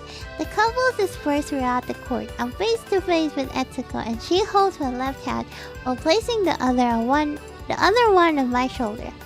Oh, they're so cute! We're quite close to each other while we perform a sort of ballroom dance. I look into Etsuko's eyes and notice she's smiling. I can't help but smile back. I can feel my face growing hot again. It's time to say goodbye. Thankfully, the oncoming embarrassment is muffled by the next part of the quadrilla, and we're once again marching in line, this time waving to the audience around the court. I barely savor the triumph of having survived all this when I spot Barbara amongst the spectators, smirking with unmistakable mockery. Now she decides to show up, huh? The quadrilla music comes to an end. Aww. That was so fun! It wasn't so bad. Now I'm hungry. Let's get something to eat. Yeah, let's go! Moments later, we're sitting at a plastic table with a checkered tablecloth, eating pomona and drinking mulled wine. I'm usually not a big fan of pomona, but this one's pretty good. You're not a big fan of Festa Junina in general, huh? Well, this one's kind of fun so far, but gaming at home is still more my speed. What do you play? Lately, I've been playing Vtuber online a lot.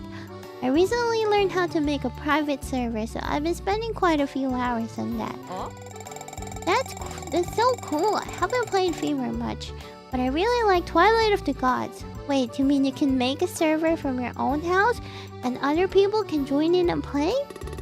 Exactly, and since it's my server, I can change up the game however I want. Do you know how to program? I'm learning. I can change simple things, like how many coins and items the monster drop, but I know that much more complex stuff can be done, like creating maps, adventures, spells. It's almost like you're making your own game, right? I never thought about it like that. I guess so, in a way. Can you imagine making games for a living? It must be awesome. Yeah! I love to play a game made by you. Ooh! A game made by me? Doesn't sound like a bad idea. Hi there, are you Android? I jump in my seat at the sudden approach. I turn around and see a girl dressed as Cupid carrying a wicker basket filled with colorful cards. Yeah? You've got a Cupid mail! Correo elegante. Literally, elegant mail. Common practice in Festa Junina, in which love letters are delivered by people in the role of Cupids. That's cute! She hands me a hot pink heart-shaped letter while I stare, stunned. What's this? An anonymous person sent it to you. See ya! She waves goodbye and disappears into the crowd before I can ask further questions. I notice Etsuko leaning in curiously towards the card in my hand, and we exchange anxious looks. Okay, let's see what's this is all about. Andre, thank you for coming to my rescue in the literature project. Having you by my side turned a boring assignment into my most anticipated hour of the day. Even when the project's over and we don't have that excuse to spend time together anymore, I hope we can still hang out because I like you. A confession. I lose my breath for a moment. If this is about the lit project, it can only be one person. I like you. Likes as in the way I'm thinking. Is this for real? Oh? Is everything okay, Wen? He's blushing.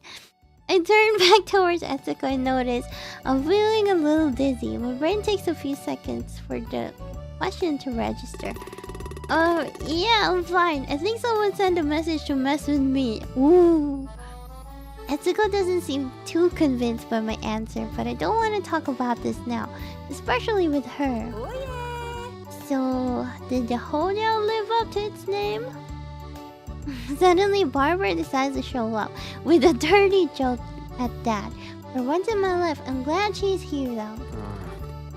Where the hell have you been? Attention, y'all. It's time to draw the winning ticket for the Fun Station 3 raffle. There it is, the most important moment of the party. Pay attention, guys. Right, the raffle. Our numbers are 109, 110, 111. They're gonna draw one of those. I just know it. That's right. And then we're gonna play all the time at your place. The two of them are excited for the prize draw now. I'm grateful for the misdirection from the previous topic. And here it is. Etsuko and Barbara seems to double down on their concentration. 109, 110, or 111? No! And the winning ticket is 112! Number 112! Come to get your prize! No! Oh man. Bing. No way! It can't be! Son of a... Oh. After reliving so many memories, I find myself back to the studio once more. Hello, Earth to Wen. I snapped back to reality, slightly disoriented. Sorry, I got lost in thought. Howard chuckles a little. Hey, about the type of neutral I feel regarding Festa Nina, I think it might actually be neutral good. I spent the rest of the afternoon diligently working on Healing Quest. My phone buzzes a few times, and from the corner of my eye, I notice Chico's name flashing on the screen. I wonder what's up. Wen, could you come by the meeting room when you have a minute? Sure, I'll be there in a sec. I sure hope this isn't an emergency of any kind. Ooh, what is this? Chico finishes eating a crumbling pasokina as I step into the room. Hey man, pasokina? He offers me a few packets of the peanutty sweet, which I accept tentatively. I sit down and unwrap one of them, eyeing my colleague/boss carefully. Yo. So, what's up? I need to ask you something. He rests his chin on his interlaced fingers, assuming a pose reminiscent of a certain unlikable dad. Oh no, I'm scared. Go. Just kidding, I know your schedule is very tight lately, but I actually wanted to chat a bit. You know, like we used to. Discuss how the studio is going and what we look forward to. It's been a while ever since we entered the late stages of Healing Quest development. He says he's kidding, but keeps the menacing pose. If I didn't know him, I'd probably feel intimidated by my boss asking for a talk. He's more likely awkwardly stuck like that, anxious about my answer. Being Chico, he probably really wants to just chat. Should I spend some time with Chico to focus on work? Sure. I can use the change of pace. Alright, sounds good to me. How have things been lately for you, Chico? Accounting has been a bit of a headache, let me tell you. Spend some time sharing our latest complaints about our daily company struggles. At some point, the conversation shifts towards our expectations for the studio beyond our current project. In particular, we dig up some old ideas we had for making the workplace more welcoming and pleasant to be in. Yeah, we could definitely use one of those fancy French presses for coffee. So true! Sure, it's quite a small investment, but I'm sure Just the smell of freshly ground coffee will lift the spirits of everyone first thing in the morning. So true! Chico paused while still leaning his chin on his interlaced fingers. I can see him stiffening a bit. Do you think everyone liked the June decorations and snacks? Did I go overboard? Oh, I guess that must been on his mind for a while. I left a note on the backlog board, but no one really came dressed for the occasion, so... Despite the pose, Chico looks a bit like a kick puppy. No! Eyes starting here and there, self-consciously. Aww.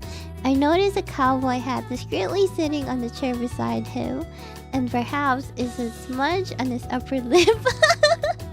The remains of a fake mustache he drawn. It's so cute. Come to think of it, today he's unusually wearing a checkered shirt. I guess he really wanted to go all out with his Festinina look. I think the team was into it. I'm pretty sure his note went unnoticed because of the overflowing tasks on the backlog, but no need to remind him of that. Kawa and Anna were really excited talking about Festinina earlier. Even I sorta got swept up in it. Really? Yeah, you went through the trouble of getting all those little pennants and decorating before everyone even got here, right? I'm sure everyone appreciated it. These little details up the morale. That's what I was thinking. Thanks, man. I know we're all in a rush, but I don't want us to forget to have fun too. So true! Otherwise, what's the point of making games, right? Yeah. My conversation with Etsuko from years ago flashes into my mind. Can you imagine making games for a living? It must be awesome. Oh, remember to have fun. Yay! Nice! You got more cards. And look at me, I'm pretty good at it too. I'm glad. Thanks, Wen. No problem. Let me know if there's anything you need help with, alright? Got it. Aww. With renewed motivation, I head back to my desk to finish up today's task. The winter sun sets early, and soon I'm done for the day and headed home.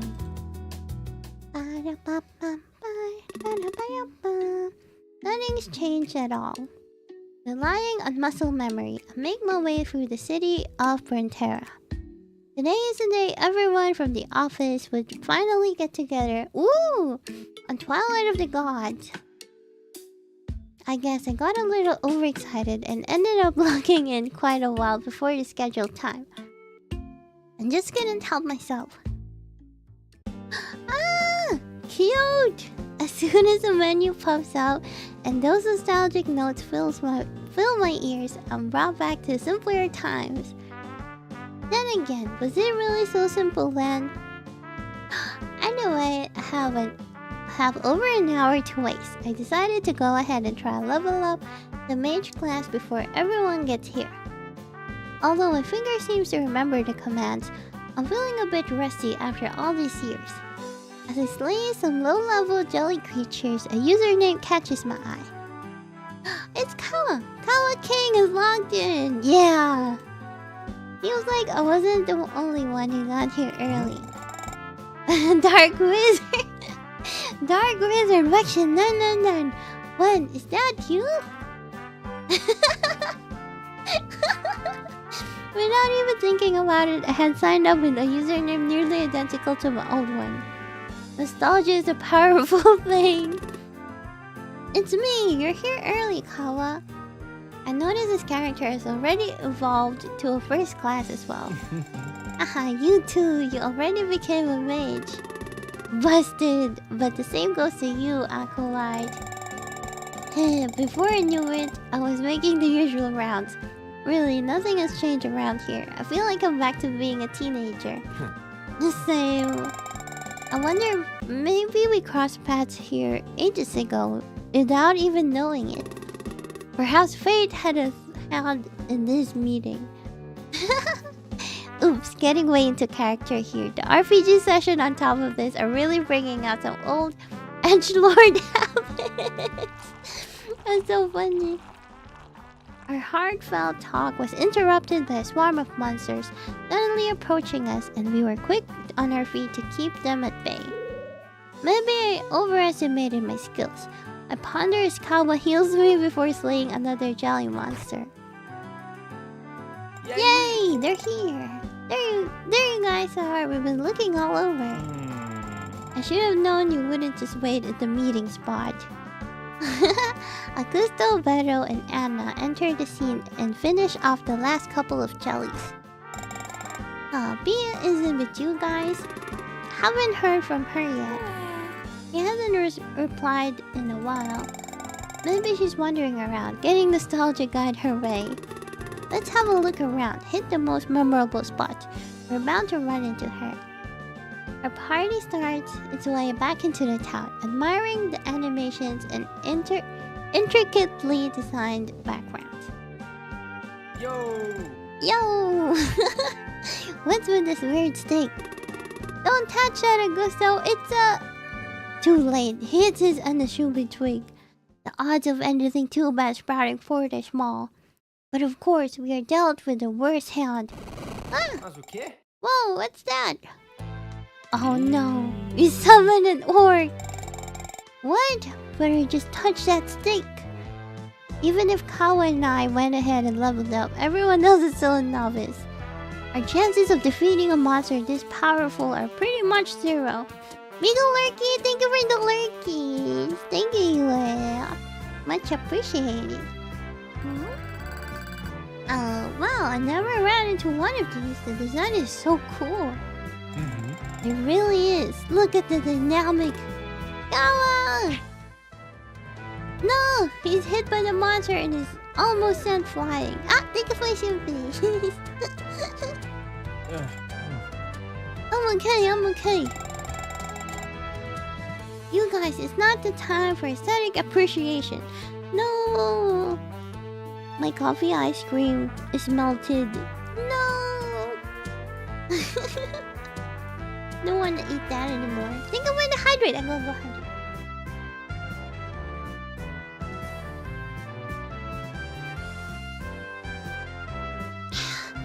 Oh, I needed that. I think I'm going to stretch.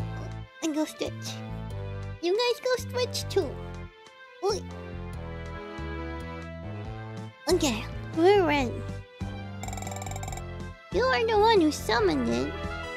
Our party struggles to attack the orc. We all manage our few inefficient hits that are returned with lethal attacks on their humble HP bars. We go for our positions in a flash, and Kawa's healing abilities can't keep up. Everything seems hopeless at this point. As if brought by a gust of wind, an arrow flies across the fields and pierces the monster's back flawlessly. The damage it deals is significant. More arrows keep hitting the monster, and their source soon makes itself known. A high-level hunter enters the battlefield, throwing their bow at top speed. The monster can't help but focus on the new challenger, who can definitely keep up. This gives Kawa enough time to heal a few of us, and we soon join in the brawl with our savior. The mysterious hunter takes a moment to prepare a powerful attack, and just like that, the enemy is defeated. Yippee! Wow, thank you. Yeah, you really saved our butt. Hunting Bia. Hola. Hi guys, sorry what? You say that, but it looks like you were way ahead of us. Yeah, judging by the attack she used, Bia's already at a much higher level. I ended up doing some stress relief, jelly hunting, and before I knew it... Now the party's complete, we can go explore! Hey, we still gotta level up and choose a class, unlike you early birds. Alright, maybe we can now level up around the forest for a bit, and then split up to go to our class test. Sounds good. Bia, can you come with me for the swordsman test later then? I don't remember when it was. Bia? Her sprite is still standing there, unmoving. I'll try giving her a call. Suddenly, Bia's hunter moves slightly. Sorry guys, I gotta go. Aww. Disappears into a pillar of light, logging off. That was weird. You guys think she's okay? I'm struck with a bitter, familiar feeling. Something about Bia's brief presence and sudden disappearance makes my stomach churn. Weird memories come flooding back. Somehow, it was just like this. Then these zombies just keep coming. You're the one who said we should go dungeon crawling here. I know, but back then we had a healer. How was I supposed to know Nina was gonna quit? Guys, less talking, more attacking. We can make it if we focus. I'm down to my last potion. Here goes nothing. At that time, I'm sure my avatar wasn't the only one running out of energy and options. And the voice in the back of my head wouldn't shut up. This is gonna be bad. This isn't where you're supposed to be. Aren't you forgetting what's most important? Who's most important? She needs you. You can't have it all. You're already being indulgent enough as it is. There are rules for this sort of thing. It's common sense. What? There it is. We're almost there. When now? Cast a spell. Sorry guys, I gotta go.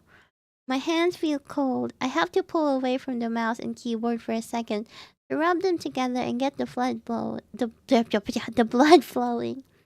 It's weird how a couple of coincidences can pull you right back into another time. But it's okay, that's not where I am now. These reasons have nothing to do with my past problems. Get out of your head, Wang. Messages are piling up in the chat box. Aww, I wanna get a cool hat. Can someone help me with swordsman's test? I kind of wanted to hang around at the courtyard and see if anyone familiar is around. Well, what you wanna do? Ooh, sorry, I spaced out for a bit. What should we do? We can hang out, I guess. I'm up for hitting the courtyard too. That used to be one of my hangout spots back in the day. We all head there and it's surprisingly easy to talk to other players.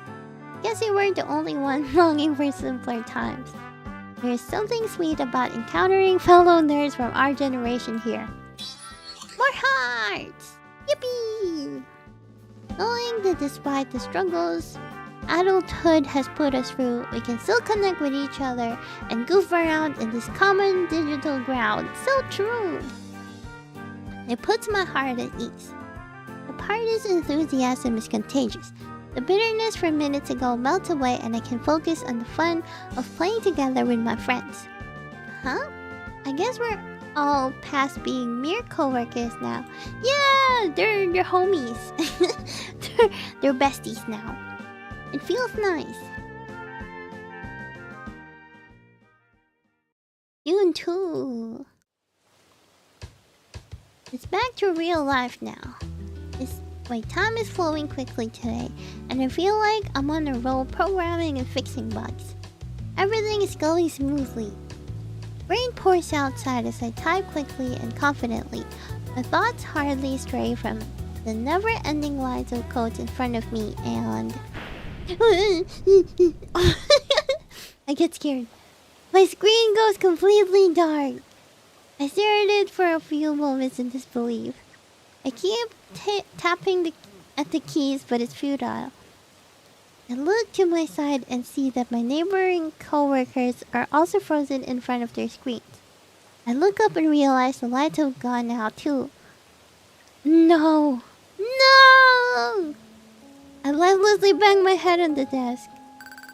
Man, are you okay? No! Oh man, I hate that. Oh man. I haven't saved in a while. Oh crap, how long?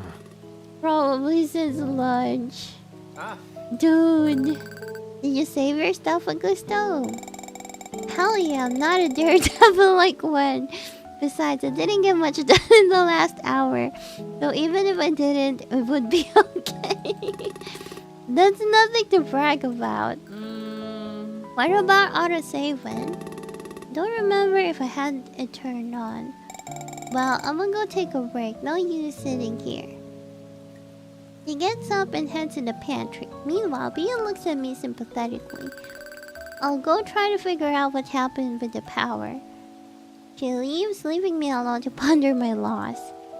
It's unlike me to be careless like this. I'm usually the cautious type. I tend to save and back up multiple times to make sure nothing is lost. What's gotten into me? I lean back on my chair, staring lifelessly at the ceiling. Completely blank. Just like my save files. All that for nothing. At this rate, are we even gonna make it in time for the launch? Shit, I don't even wanna look at those incomplete source files anymore. How pointless and fleeting everything is. Hey, you okay? Always standing next to me with 2 mugs in his hand. Aww. Oh. Not really. Did you lose much? My only response is to rub my temples and grumble. Want some tea? It's chamomile. It's calming. Aww. Talon sits down beside me and offers a mug. I accept it automatically. It's hot. I blow on it a few times to cool it. As I do so, I notice the color is fainter than I expected, and the smell sweet. I didn't even know we had tea here. I usually only have coffee. Yeah, I know. I figured you weren't in need of any more caffeine, considering how fast you were working today. I guess I was in the zone. I take a sip. That's good sometimes, but take care. Oh. This tea is nice. Thanks. My dad actually grows a bunch of plants to make tea from, so I brought a whole jar of leaves. Feel free to brew it anytime. That's cool. You live with your family? Sounds like you get along. Kawa stares at his mug for a couple of seconds, looking wistful. Yeah, I live with them now. I had to move out a couple of years ago, but I came back. I'm burping when... Okay, why you move back? I wouldn't go back to my mom's house anytime soon. My mom would nag the hell out of me. He smiles almost too softly. A lot of stuff happened. You live by yourself then, when? Yeah, it's a miracle I could afford a place, but I guess it's worth it. I don't think I could handle having a bunch of roommates. You need your space, huh? Doesn't it get lonely though? The question catches me off guard. Lonely? I guess I'm sorta used to it. Having people around has its downfalls too. So true. You can never please everyone. So true. Sounds like you've been through stuff. Howell leans back on his chair, seeing him rising from his mug and fogging up his glasses. Nothing too big, I guess. He looks curious. Fine. Let's see. My mom's a controlling type, so it was kind of a pain having friends or my girlfriend over. I get that. And her home situation was even worse. So I figured if I had my own place, I'll have more freedom. And I could offer her some solace too. I tried hard to keep up with college and get a job, but by the time I managed that, I no longer had a girlfriend. Aww. And come to think of it, during that time, I ended up drifting away from my closest friends. I can hardly remember what I spent the last few years doing other than working. Maybe this is a bit too much to share over tea. Alan looks unsure what to say, but before he can try, I blurt out. But things are better now. I'm actually in touch with them again. With my friends from back then, I mean. That's nice. Everyone here seems to really like you too, so I'm a bit surprised you were sort of isolated. Eh? Yeah, everyone in our team is always saying good things about you. Like how you're good at explaining things and incorporating their ideas into programming. And geez, first I hear of that, I look away embarrassedly. Aww. Even if you don't realize it, I'm sure your friends missed you. Ah, geez, why is Mr. Popular Guy saying all these nice things? I'm not used to this kind of thing. Well, who can say? Human relationships are complicated, huh? They sure are. So what about you? Any stories you want to share? I can't imagine you being lonely. I do get lonely though. He's blushing!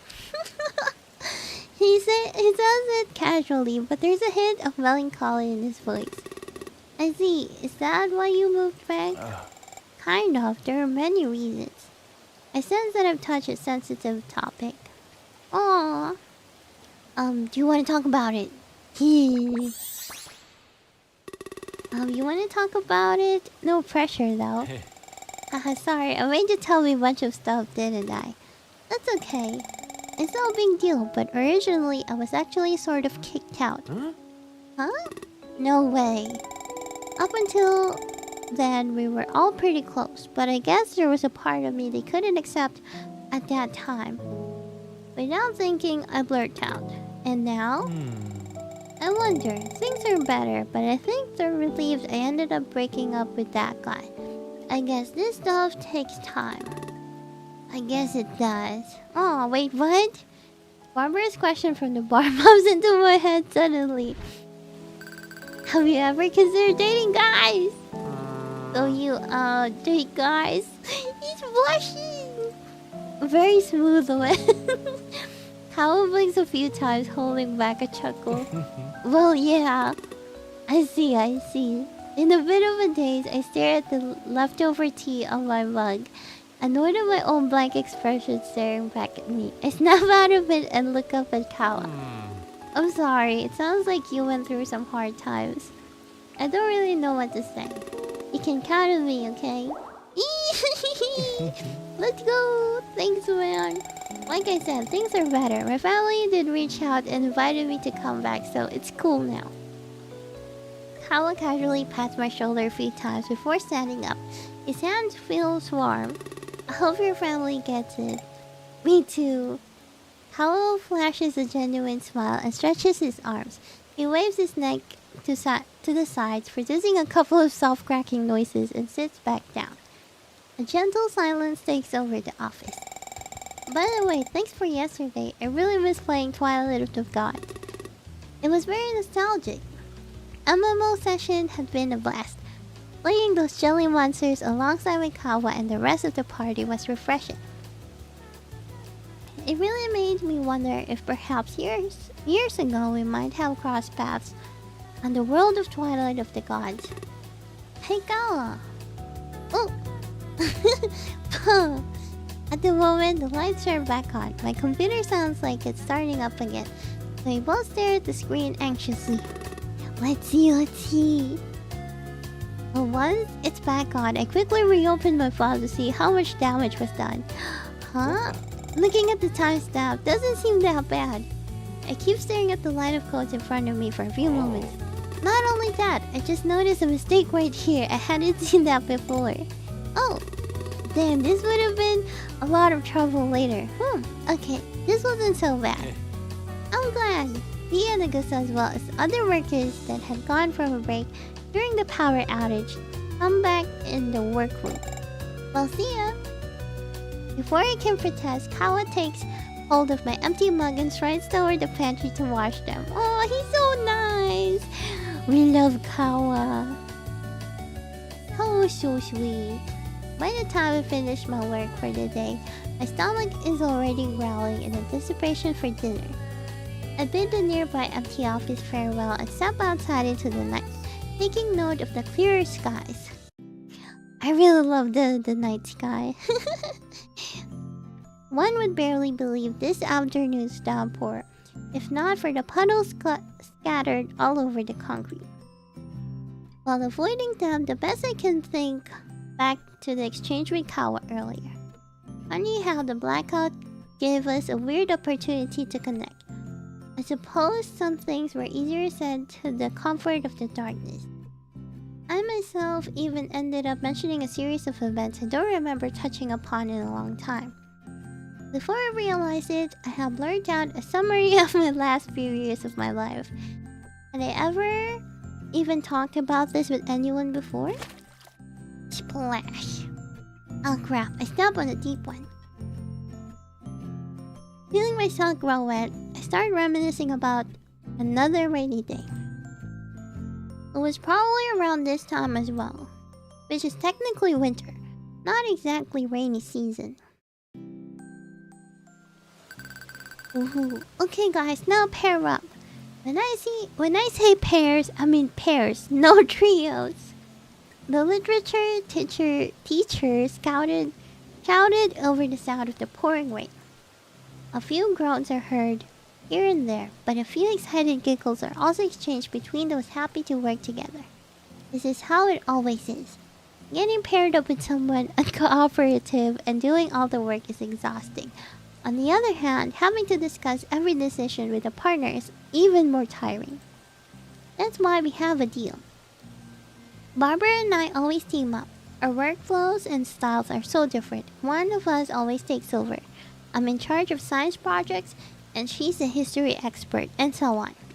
In the long run, each one of us only has to do half of the projects, so it works out fine. This being literature class, I'm pretty sure she will take care of the heavy load, and I can get away with just reading a summary of a book online. Is what I'm thinking, but as my eyes dart towards Barbara's seat in order to silently seal her agreement, I notice she's not looking this way. Oh no. The betrayal. You're in the drama club? That's awesome. That's gonna earn us a few points in the presentation. Barbara excitedly chatting up her desk neighbor, a girl whose name I haven't memorized yet. I make a shocked face at the betrayal, and somehow she notices.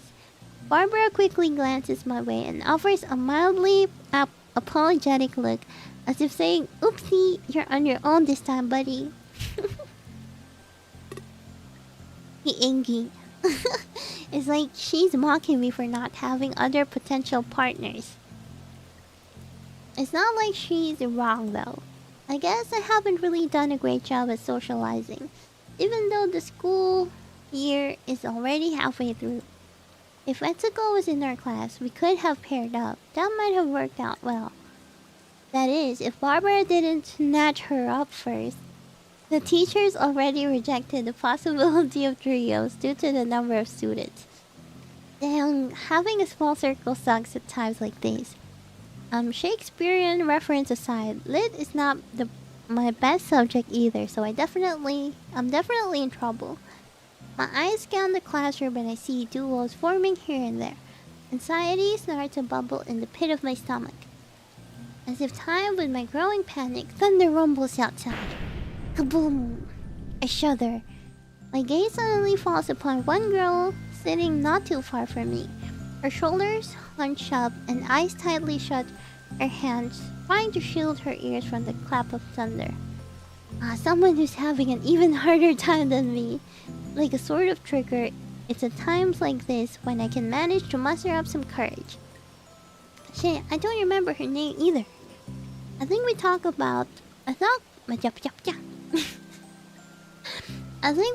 before though. Come on, Wen. Think. It was something with an M? Like Marina? Or maybe Carolina, was it? It definitely had an N. Nina! My voice comes out louder than expected, considering how unsure I was. She jumps in her seat and immediately turns my way, startled, to say the least. Yeah, Andre? The way she pronounces my name hesitantly is cute, and also makes me feel a bit better about almost forgetting hers. Do you want to pair up? Yes. Nina's face lights up immediately, and the answer also spills from her mouth more enthusiastically than she anticipated. Blushing at her own little outburst, she averts her eyes and explains. My friend paired up with someone else this time, so I was worried I'd end up by myself. Come to think of it, the girl that teamed up with Barbara is the one Nina's always hanging around. Same here, the Barbara just went on ahead without me. You two always work together, huh? You must get along. We've been friends for a long time. I guess we're just stuck with each other at this point. Well, not anymore, I guess. Sorry, I guess you're stuck with me this time. I'm better off now. Let's show them how a group project is done. Okay. She pumps her fist up ever so slightly. Do you have the book already? I do. She says this. Nina pulls out a copy of Dom Casmurro, one of the most influential Brazilian novels by Machado de Assis. Machado de Assis tells the story of Bentinho, a man who suspects his wife of having an affair with his best friend. Dun dun dun. From under her desk. I guess everyone's supposed to read it in high school, so my sister already had it. That's lucky. I'm an only child, so I don't have the advantage. Maybe your sister can give us some pointers too. I'm not sure she actually read it though. Nina leaves through the novel, which is sure enough looks rather new. Not a single note. I guess we're on our own then. All I know about the book though is the whole Papito controversy. Yeah, that's all everyone ever mentions. Well, guess we'll find out. Nina seems like a perfectly nice partner, so maybe this project won't turn out so bad. I noticed Barbara is staring at us to confirm if I'd survive without her support, and gladly stick my tongue out at her. See, even I can find someone to pair up with. Splash. Damn it. I'm caught off guard with recollection myself and another puddle. That's what I get for spacing out. Thinking about it now, Nina has actually come up a few times in my mind in recent days. I vaguely recall even dreaming about her. Or did I? Now that I'm getting closer to Etsuko again, I realize how much past Wen could learn from present Wen.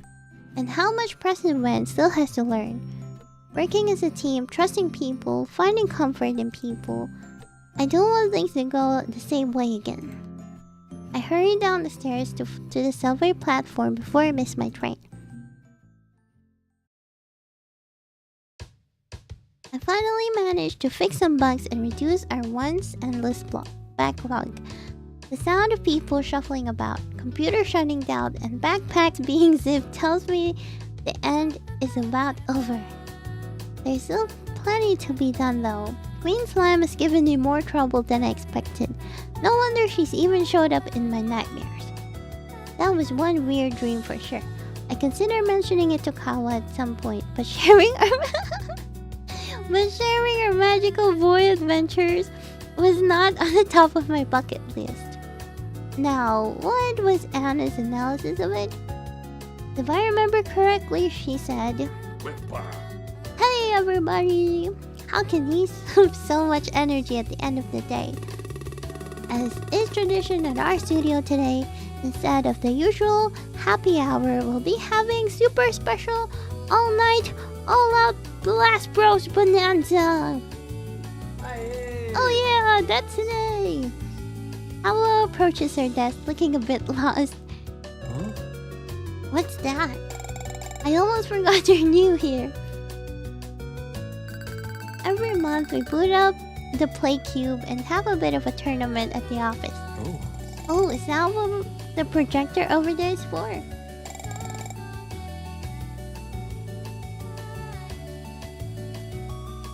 Sorry, I'm burping. Yep, there's also free beer. Tico says all night, but he's usually the first one to fall asleep on the couch. Yeah, it doesn't usually last all night, but sometimes it goes on for a while, so people can sleep over if they miss the trains. Sounds fun! It is fun, but I don't want to sleep on the chairs ever again. I wince remembering the back pain and Augusto snoring last time that happened. I'll walk home if it comes to that. Oh, don't worry, I'll make sure to destroy everyone before midnight rolls around. Scary. Hey programmers, Kawa, you're all staying, right? Sure, I wouldn't miss a good battle. He glances at me, expecting a playful challenge, but now she seems to be tapping furiously at her phone. Awesome, there's a special prize tonight, so do your best. Please tell me the prize is an extended deadline. When you crack me up. He pats my back a little too hard. I'll go get the coolers. We'll start in 15 minutes. I'll go help you with the beers then. And they're gone. Guess I'll help set up. Yeah, let's go. I'll show you where the cables are. You coming, Bia? She's staring at her phone. Huh? Yeah. Go ahead, guys. We'll save you a seat.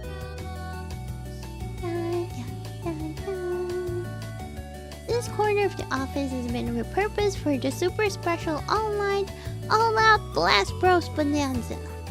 Cushions and beanbags are spread around and all old projectors connected to a play cube. I'm sipping on a can of beer and watching the current battle after advancing in the previous round. Always showing everyone what he's got. Since he's a dog person, his choice of characters comes as no surprise. The friendly-looking puppy in uniform can cause quite a bit of damage in the right hands, which seems to be the case here. I muse as Scour applies careful long-range attacks on his enemies. So he plays it safe. Studying the opponent, are we? Did I say that out loud? That's right, man. Focusing on Kawa is a good idea. Then second place is your best bet. She cracks her knuckles menacingly. I'm not the same as I was last month, Bia. Despite her friendly disposition, Bia is quite a fierce player. When she is on our side, like when she saves our asses in Twilight of the Gods, it's very reassuring. But as an adversary, scary. I hope so. I don't want to be bored. Ah, no way! They both turn towards the screen to see Kawa's character doing her victory pose, and Augusto falling to his knees dramatically. No way, dude. I can't believe you pushed me off. That was a big move. It's dangerous to hang around the edges like that. Kawa's friendly grin of a chilling aura. The heck happened while I was looking away. I really can't let my guard down. And here I thought you were a nice guy. He looks devastated. Have a beer and relax. Cal pats Augusto on the shoulder and crouches down by the cooler to dig through the ice for some drinks. Okay, next round. Bia, you're up. Yo, Bia, make sure you avenge me in the finals. Augusto waits for a reply from his defeated position on the floor, but Bia says nothing. In fact, it doesn't even seem like their voices reach her. She once again hypnotized by the small screen that keeps lighting up in her hand. Augusto grins mischievously. He takes the two icy cans from Kawa and promptly presses one against Bia's cheek. Hurt to Bia, what's up? Geez, I'm in the middle of something. Sorry, but come on, it's your turn. Huh? Oh, the fight's over already? Oh, don't rub salt in my wound. Salve. There, guys. Let's toast and have a good battle. Bia takes one of the beers from Augusto and we all clink our cans together. Cheers! She takes a quick sip and while sliding her phone into her pocket. I guess I better go guarantee my spot in the finals before my drink gets lukewarm. Alright, we'll be waiting for you at the top. Yeah! Yo guys, you guys, go on without me. You have to keep fighting. Augusto plays dead on the beanbag, throwing his head to the side. Right. Bia chuckles, taking a step over his limp body and heads towards the gamepad. Oh, but she suddenly stops in her tracks and turns around. Wait, watch my phone, will you? It's distracting me, but if I leave it lying around, I'm sure someone who doesn't know the meaning of privacy will take a peek. He glances towards Augusto, who is still playing dead. Sure. Bia hands me a phone, which I slip into my pocket. Thanks. And with that, she skips away to battle. I wonder if she's alright. I hope so. I sit to watch the fight go down. Bia starts knocking the other players out one by one. I try to examine her strategy, hoping to find an opening, but my thoughts are interrupted by her phone vibrating in my pocket. Once, twice, 3 times. It really is hard to ignore. I try to concentrate on the battle, but the buzzing noise keeps pulling me away. As if I'm falling into a trance, I can feel my surrounding blur slowly and all the other sounds become indecipherable. All that's left is the insistent whirling coming from my pocket and memories from another time and place. Are you coming over? You're not gonna hang out with them again, right? Why can't it just be us? Why do you need more? You said you were going to help me. Please don't leave me alone. Or else I don't know what I'll do. Oh, hey, Wen. Huh? Huh? Brought back to reality by Kawa's hand on my shoulder. Did you see that? Bio is amazing. What? Oh, wow, I was spaced out. Something on your mind? No, not really. That was weird. I shake my head as if to drive the intrusive thoughts away. Ooh, that was a nice warm-up. B after having won her round, comes back to join us on the beanbags. She sinks into one and finishes her drink. Good going. Leah's phone vibrates in my pocket a couple of times again. I guess I should return it. Bia, do you want this bag? She squeezes the can in her hand, furrowing her brows. Still buzzing away, is it? I'm sure I'm just projecting my own crap onto her, yet I can't help asking. I burped. Yeah, is everything okay? I stretch my hand towards her, offering the phone back. She pauses before reaching out and taking it. It's no big deal, just having a bit of an argument, I guess, with my boyfriend. I don't want to share much of her personal life in the office. She blushes a little as she pronounced the word. Aw, did something happen? He's just kind of mad that I'm staying late here instead of hanging out with him. He's always texting me, asking where I am or who I'm with. At first I thought it was kind of cute, then he seemed jealous, but it's going overboard now? Is it? I don't really get it. If I knew it was gonna be such a big deal, I wouldn't have gone to see him instead. Now I feel guilty just being here. Maybe I should go? I guess it's come to this. Personally, I'm always looking forward to Bia's display of skills during our Blast Bros night. But who am I to meddle in other people's relationships, right? Bia starts picking up her things hesitantly. Aww.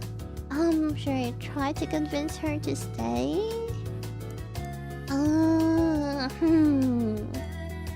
Sometimes it's important to accept things to avoid conflict. Of course, and I know just the things to convince her. I don't know. We could. I think we could. Yeah, convince her. We convince her. Wait, Bia. It wouldn't be an all-night, all-out Blast Bros bonanza without you. Yeah, yeah. I don't want her to go. This has always been your place. What could be wrong about that? Yay! That's right, you have nothing to feel guilty about. Aw, thanks guys.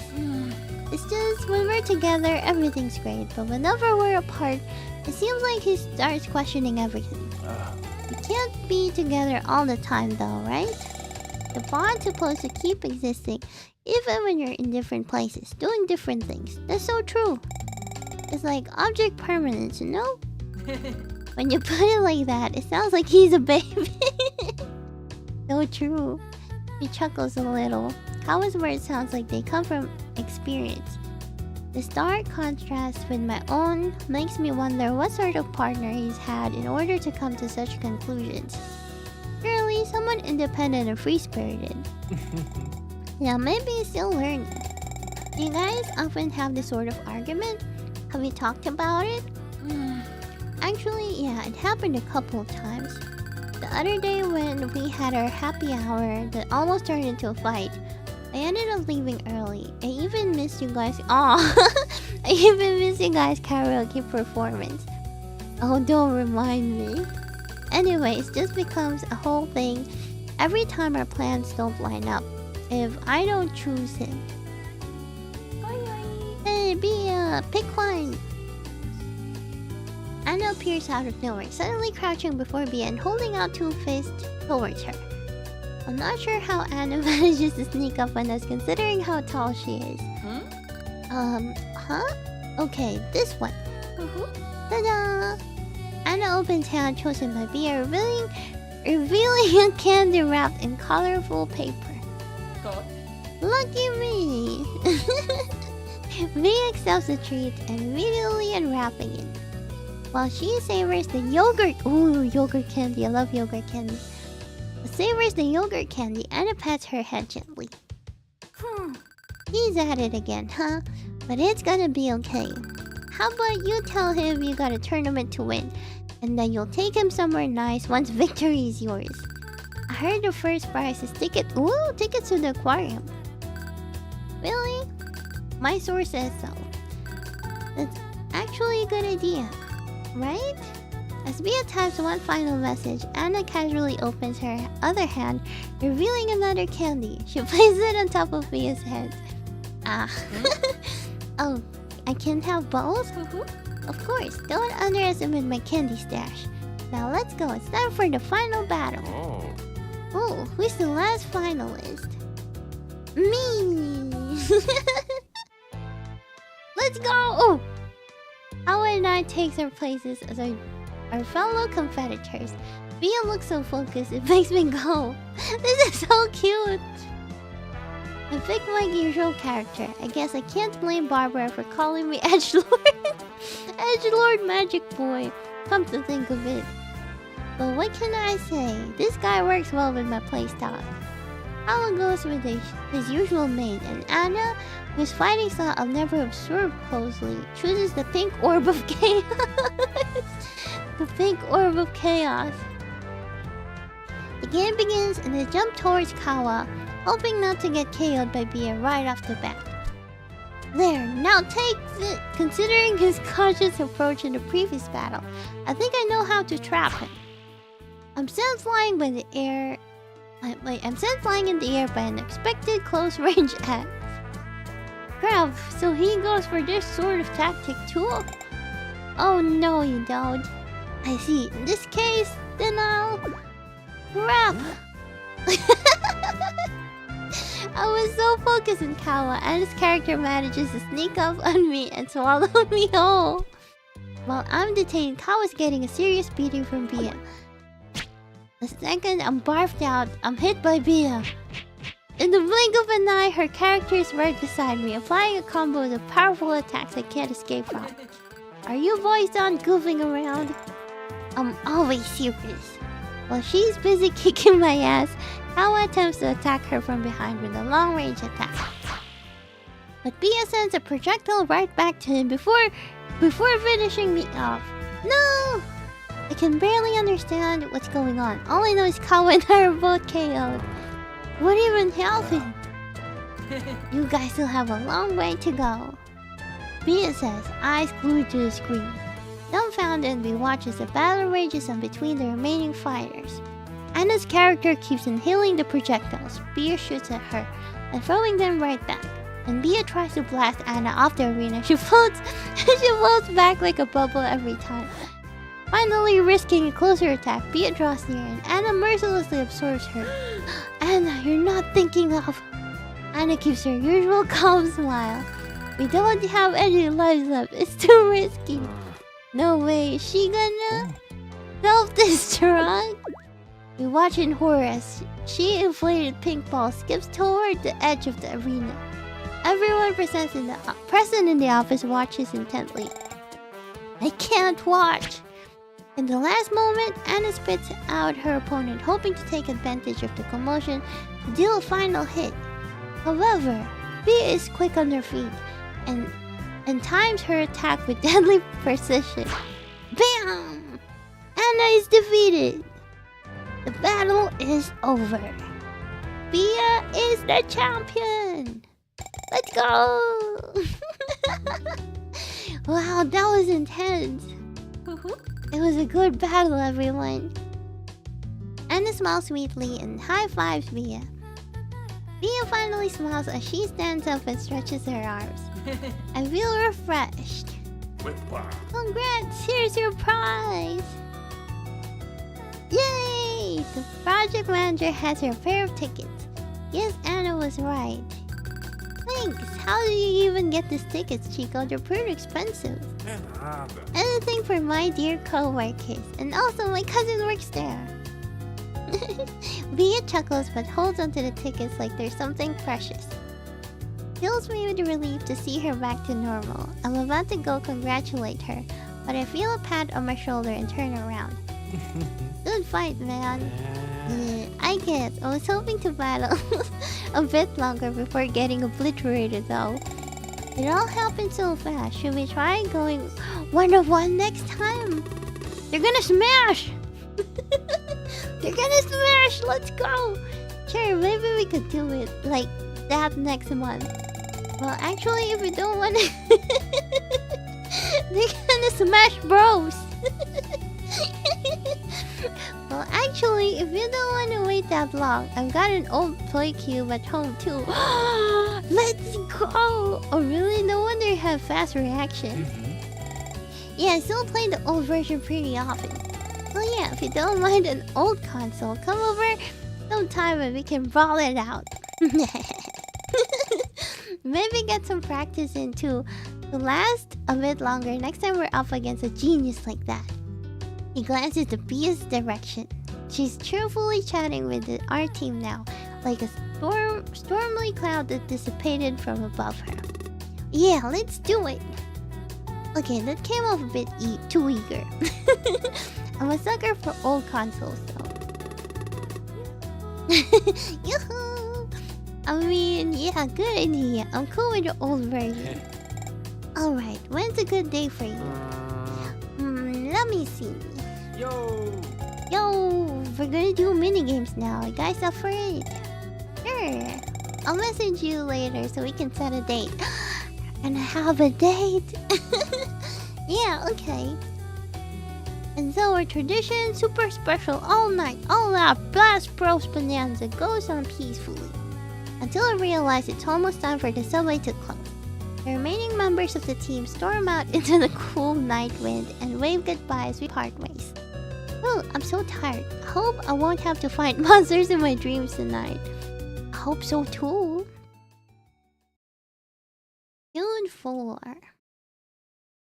This week was so busy and packed with eventful days. It almost doesn't seem like Etsuko invited us to her Taiko presentation just this Monday.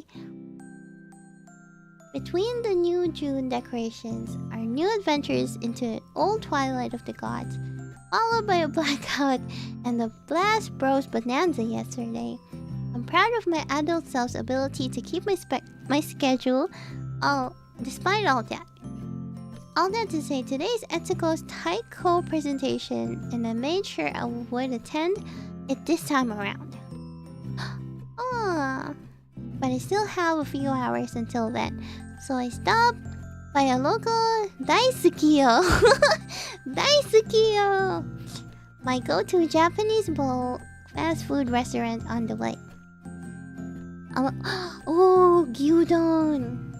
Oh, they have spicy kimchi. Oh man.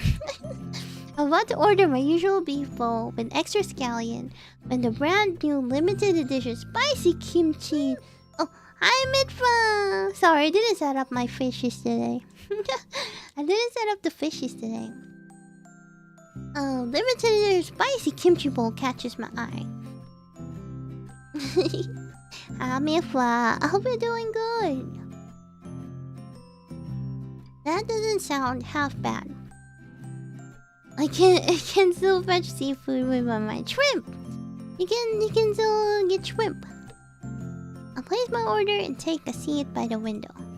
Back in high school, I used to be self-conscious about eating on my own. How's the game? The game's so fun.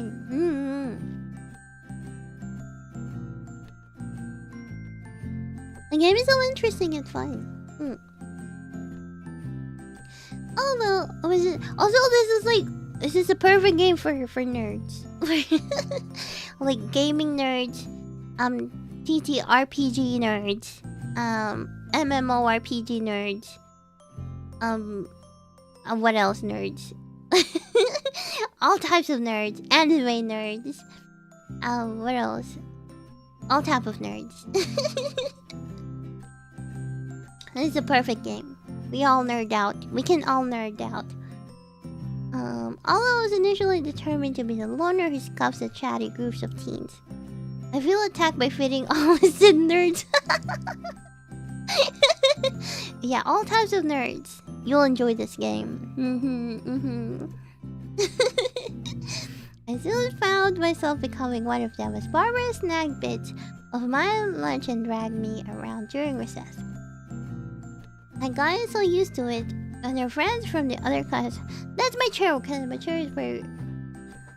It's what you call it, squeaky. A squeaky chair. Where is it? I have no clue how to proceed. No matter how much my edgelord. How much my edgelord persona had lost its edge by then. Asking to join them was beyond me.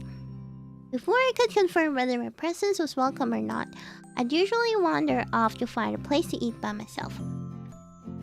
That actually reminds me of Etsuko and maybe something I dreamt about recently. This expectation that I'll be able to see her later today is also strangely familiar.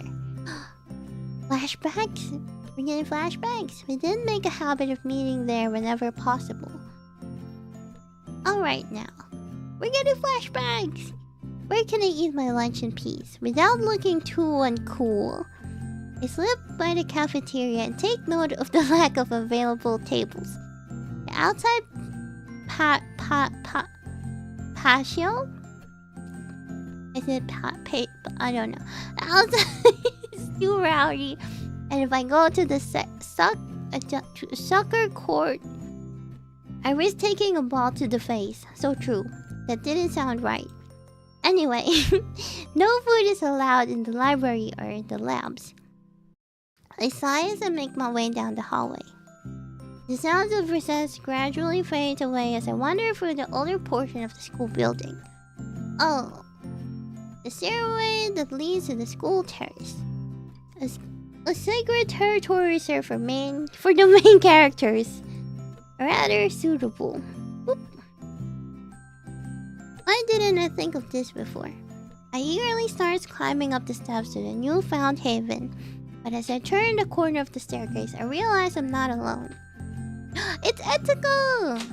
Unaware of my presence, she silently reaches for the handle of the door leading to the terrace. I hesitate to call her out. I hesitate to call out to her, mesmerized by the unexpected scene. But she catches sight of me from the corner of her eye and yelps. Huh? When? You startle me, showing up out of the blue. Etsuko, what are you doing up there? You know. She looks away for a second, twirling a lock of hair between her fingers. I wanted to try having lunch on the terrace. I guess we thought of the same thing. Is it open? That's what I'm about to find out. It's usually locked. I've been coming here to check every day. Such determination. You really want to go there, huh? Her eyes light up and she balls her hands into excited face. Isn't that where the main characters eat lunch? Yeah, it is. Who would have thought another protagonist wandered here on this very day? Why do they lock it anyway? Are we not supposed to go there? No idea, but someone's bound to forget eventually. This reminds me of you, Nanabel and Sylvia doing the dating game. I wish I could invite them again. Yeah, I should have. You know what? I should have invited them again to voice the characters. There's gonna be more characters here, but it was so much fun doing the. Yeah, we did that before. On a different visual novel. It was so fun, but at the same time, it's gonna be. It was so chaotic, but so funny. It was super funny. It was super funny though. Super funny and super fun. But it was a good time, much laughter, much tired. So true. But I didn't have enough time to ask them. And they might be busy. I don't know. They will be busy. And it's hard. Yeah, it was hard to schedule to get our times all lined up. So yeah. And I'm gonna go on a break, so I wanted to finish the game soon. But yeah, next time. Next time we're gonna do that again. It's a grand rare treat. We're gonna do that again at some point. Yeah. Will you be my accomplice? Sure.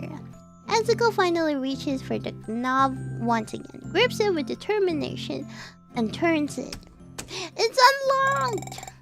Look, Gwen, it's open. He beamed at me, throwing the door again. Without a moment to lose, we both step out onto the terrace. Not a single cloud in sight, just an impossibly blue canvas.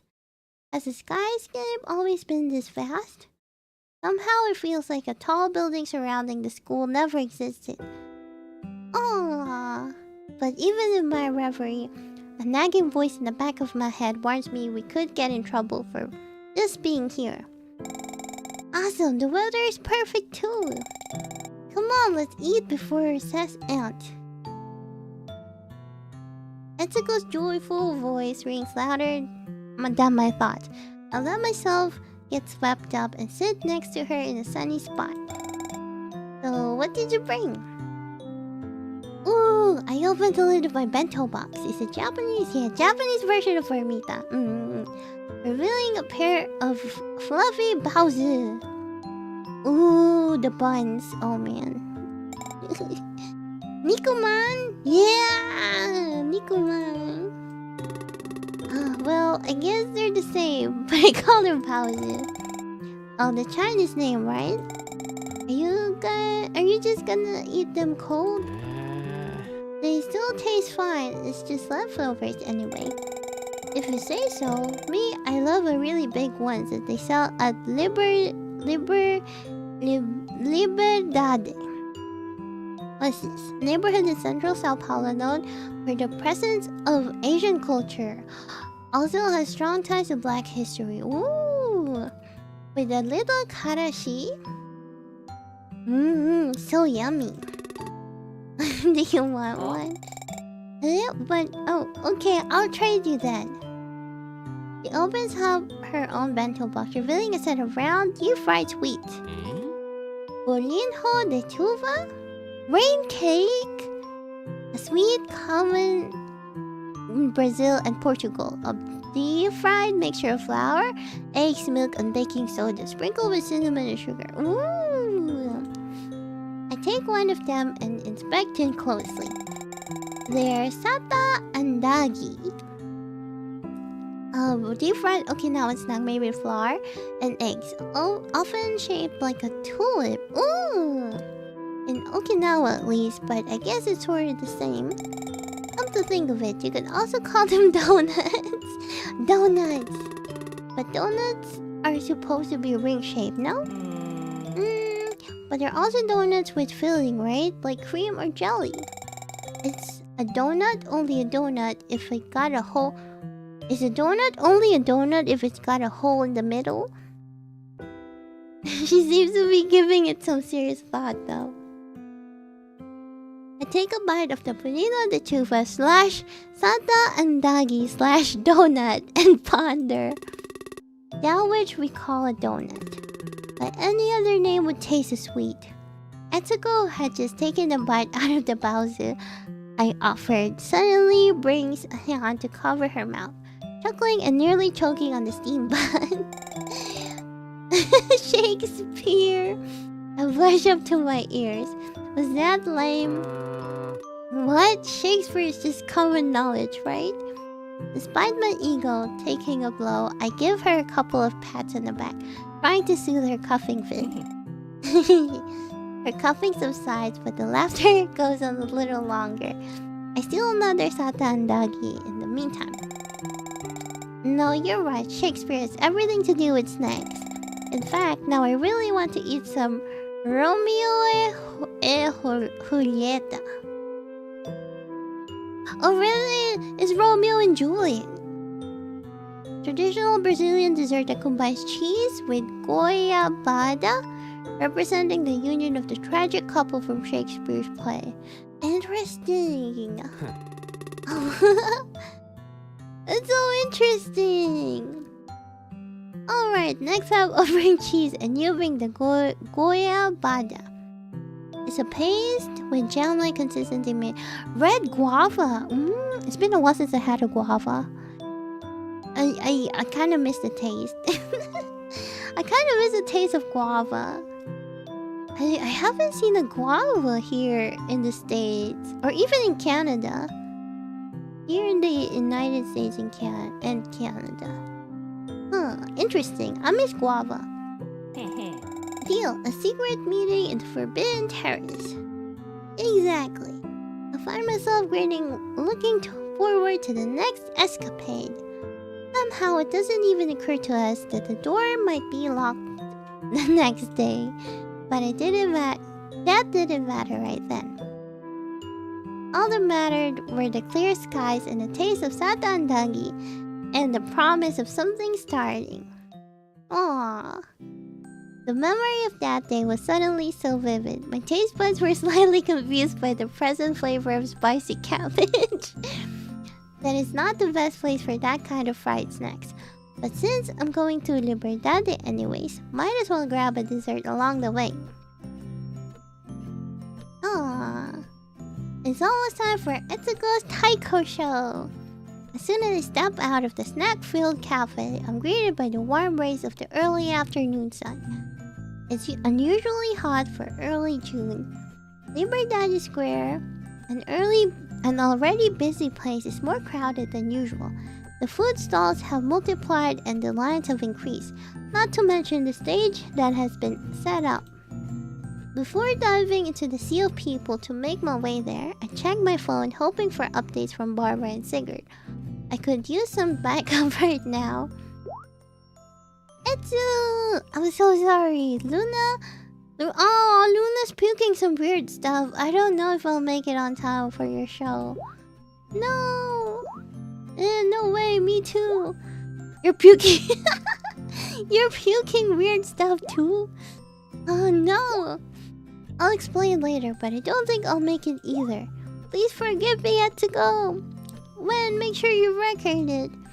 Oh man. Great, the whole town seems to be here, but my friends bail on me. Oh, that's too bad. I hope Luna's okay. I'm up in a couple of minutes, so gotta go. She goes offline. I wasn't even able to tell her I was there. Aww. Yes, I'll head to the stage then. The sun is blazing and every couple of seconds someone's eager to get closer to the stage bumps into me. Oh, oops, my bad. I looked down and noticed someone dropped a whole tray of yakisoba. No! A whole tray of yakisoba on my shoe. Oh man. This is my luck, but before I can even say anything, a loud voice blasts through the speakers.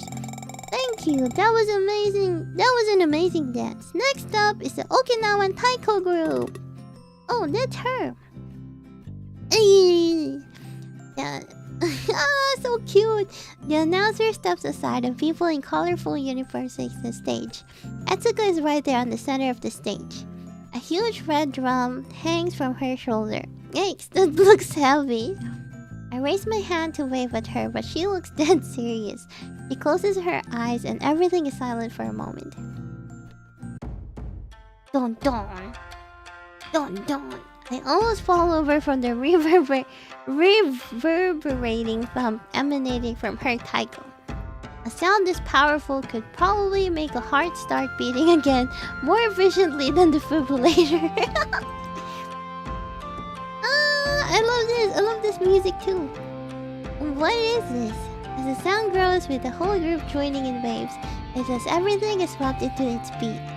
I can no longer hear any chatter or city noises around me. Only the rhythmic drumming reverberating through my body. Ah! Aww. Yeah. I'm so immersed in the performance, my world quivers when a particularly intense yell reaches my ear. Despite the momentary shock, I'm enraptured by the ground-shaking choreography. What the? I kind of feel like shouting along with them. The experience fills my mind with a mysterious image, and through all that, I manage to look directly at Etsuko. Not only is she beating that drum in complete control, in total sync with the group, but she is also doing some tough-looking choreography, raising her feet high in the air and turning with every few beats. It turns again. Droplets of sweat fly off her bangs, her brows furrowed in deep concentration, and lands with strength and precision. The ground seems to shake with the group's powerful steps. Wow, she really is so cool. The song continues, and I let myself be taken in by it. The beat is cheerful and optimistic, and the way the drummers move makes them seem otherworldly. Everyone seems to be deeply connected in a way I can hardly understand. At this point, I can no longer tell the difference between my heartbeat and the drumming. I'm only reminded of my mundane existence in the middle of a crowd when the song ends, and surprisingly, my heart still beats. Yay! The audience around me cheers and claps, and for a second I almost forget to do the same. Ah! We can shout for Etsuko's name! Yeah! No, we're out of diamonds. I start cheering, and before I can stop myself, I yell her name louder than anything else. Yeah, Etsuko! Awesome! Where am I? I can hear a few giggles around me following my outburst. Awkwardly, I look at Etsuko. I expect her to be either piercing me with her eyes or looking away. Huh? She flashes an energetic grin my way. Yay! She wipes some sweat off her forehead and raises her drumstick like it's a thumbs up directed at me. I'm not even embarrassed anymore. I clap loudly and wait for the next song. Etsuko's group plays a couple more songs and bow deeply to the energetic audience. They exit the stage and another group pours in. I'm super thirsty and imagine Etsuko must be even more so. I quickly slip into a shop and buy 2 big cups of bubble tea. I stumble back towards the stage, desperately hoping I didn't miss her. There she is. I catch a glimpse of her bright yellow uniform, and she soon spots me and comes my way. Yo. Ah! Great job! I hand her one of the cups. Oh, thanks! She glances at the lavender liquid inside. Taro! OG. You can never go wrong with taro flavor. You remember I like taro flavor with peach bubble. Ooh, peach bubbles? Oh yeah, this is an unusual combo you always got back in high school. I was craving for some of this. It's super hot today. He leans back on the railings beside me and sips her drink. Hey, thanks for inviting me today. I mean, you invited everyone, but I'm really glad I came. I consider apologizing for not going to her taiko show back in high school, but my gut tells me to focus on the present. Yeah, taro is really yummy. Wait, the peach pearls too? Should I try? I should probably try. I'll try it when I see it. I'll try it. Because now I'm curious. I've never tried a combo. Now I want to try it. The Etsuko special, yeah. I'll tag you guys if ever I try it. If I get the chance to try it, I'll tag you guys. It's like, I got the Etsuko special. Oh man. never heard something like this before. I was kind of nervous and full of things on my mind before it came, but now I feel so refreshed, like I was reset. It really hits the heart, huh? There it goes, feeling random cheesy crap again. I truly felt that way though. Etsuko is silent for a moment, then smiles. Thanks, I know it's really hot and crowded today, but I'm glad you came. This is something really important to me. Oh, I can see that. It's also really different from the sound you guys make with the band. It is, isn't it? She looks up at the impossible blue sky and then turns to me. I want to try to bring them together though. I want to incorporate the taiko into power metal. For a moment, I don't know how to reply. I guess it's kind of hard to imagine that sound, huh? Yeah, you can definitely do it. You can definitely do it. No, I think you can definitely do it. I've seen you on the drum set and the taiko, and you're amazing at both of them. And what's more, I can tell how much you enjoy playing. So I'd love to hear that fusion. She flashes a smile at me. I'll show it to you for sure. There's no reason we can't have the best of both worlds, right? Yeah! Right. We are silent for a moment. She looks me up and down. By the way, what happened to your shoe?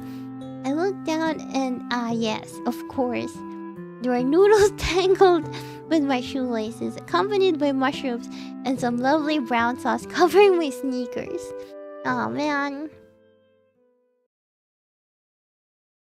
June 7th. Another usual day of work at the office. Except, instead of everyone doing their thing quietly, the morning started with Chico giving a motivational speech. Nice.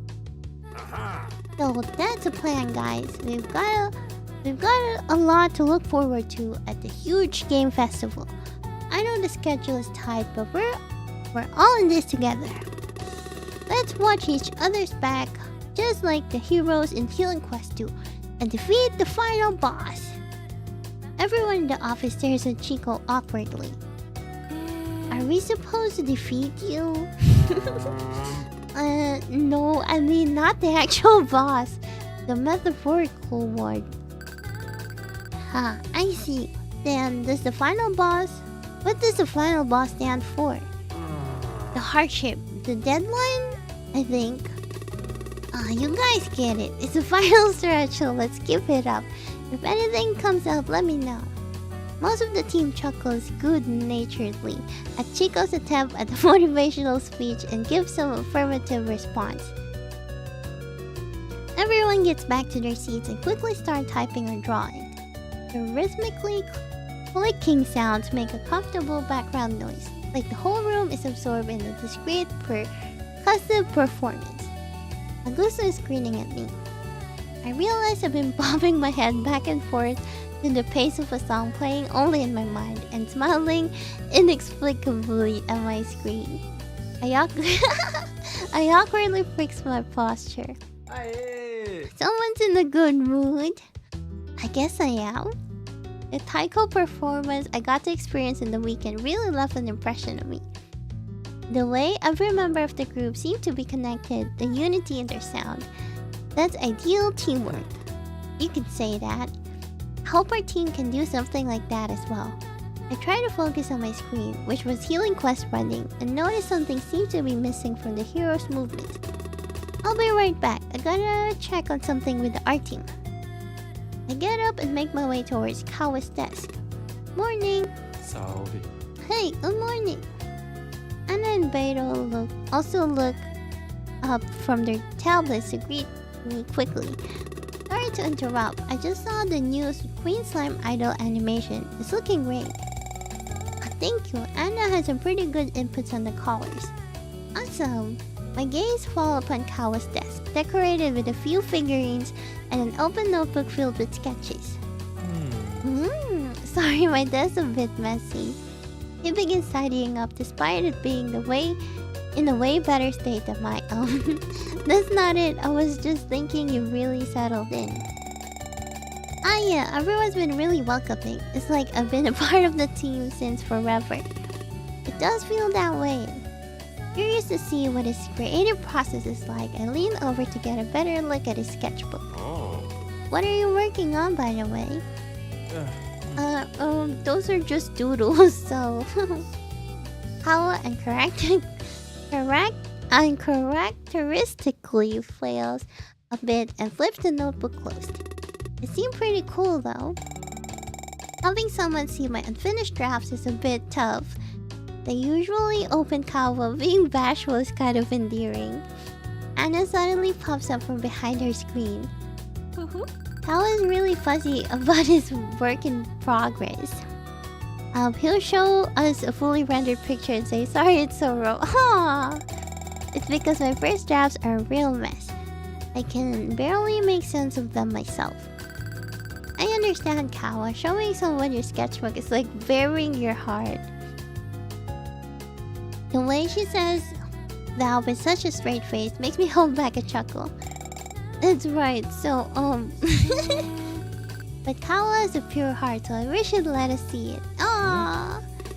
I see, we're not yet worthy. That's not it. It's just embarrassing. Just when I was starting to get the hang of this teasing thing, I'm so often subject to a rare voice pipes up. Yo. Kawa asked when about that thing. Kawa is suddenly back in business mode, the blush quickly fading from his cheeks. We wanted to confirm something about the heroes combo.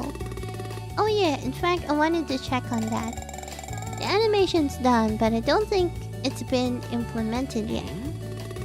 Oh really? I'm pretty sure that should be in the game by now. I'll go check.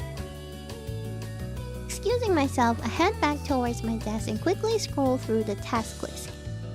It seems like Bia was in charge of this one. She's always fast with her deliveries, so this is unusual. I'll go check on her. I make my way towards her workspace and stand beside her desk, but she seems unaware of my presence. Hesitantly, I pat her on the shoulder. Hey B. Aww. I jumped back just as surprised as she was. Sorry, I didn't sense your presence at all. I guess I'm a bit on edge today. My bad, I should have tried calling you. We both take a few moments to calm down as Augusto chuckles at a mutual scare. Any updates on the heroes combo? Her gaze turns a bit more tense. Looking closely, I notice dark circles around her eyes. Aww. It's a little late, I'm sorry. What happened? You see, for the combo, I gotta process the user's input, right? So I have to run the game on my own phone. Yeah, sorry about that. Chico mentioned we didn't have the budget for any extra smartphones for testing. No, I get it. The thing is, my phone has sort of been going off a lot. She looks away, gesturing towards her phone, which keeps buzzing with incoming calls even as Healing Quest runs. Is it him? Yeah, I tried putting it on Do Not Disturb mode, but for some reason calls through the messaging app still come through. That's not ideal. Oh, how about using airplane mode or turning off the Wi-Fi? That would stop incoming calls, but I still need the internet to run Healing Quest. Oh duh, you're right. Oh man.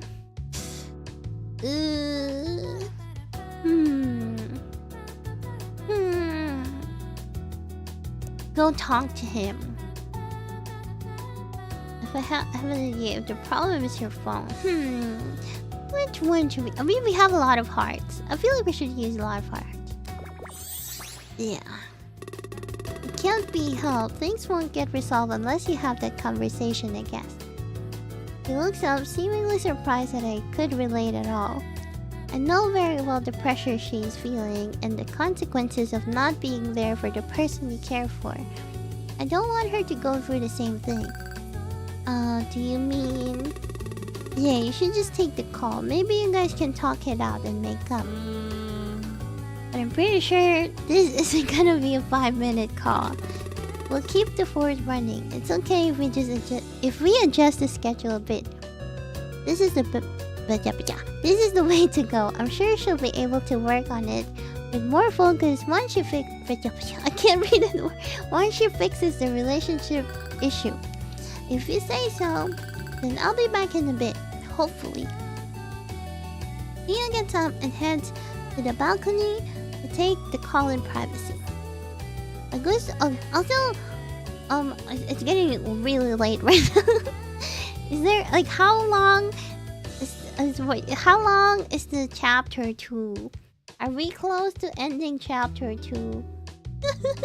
This is getting really long now. Agusa notices her leaving and takes off his headphones. I'm gonna have to go to bed now too. Yeah, it's getting pretty late. But is there more? Like, how long is there left for chapter 2?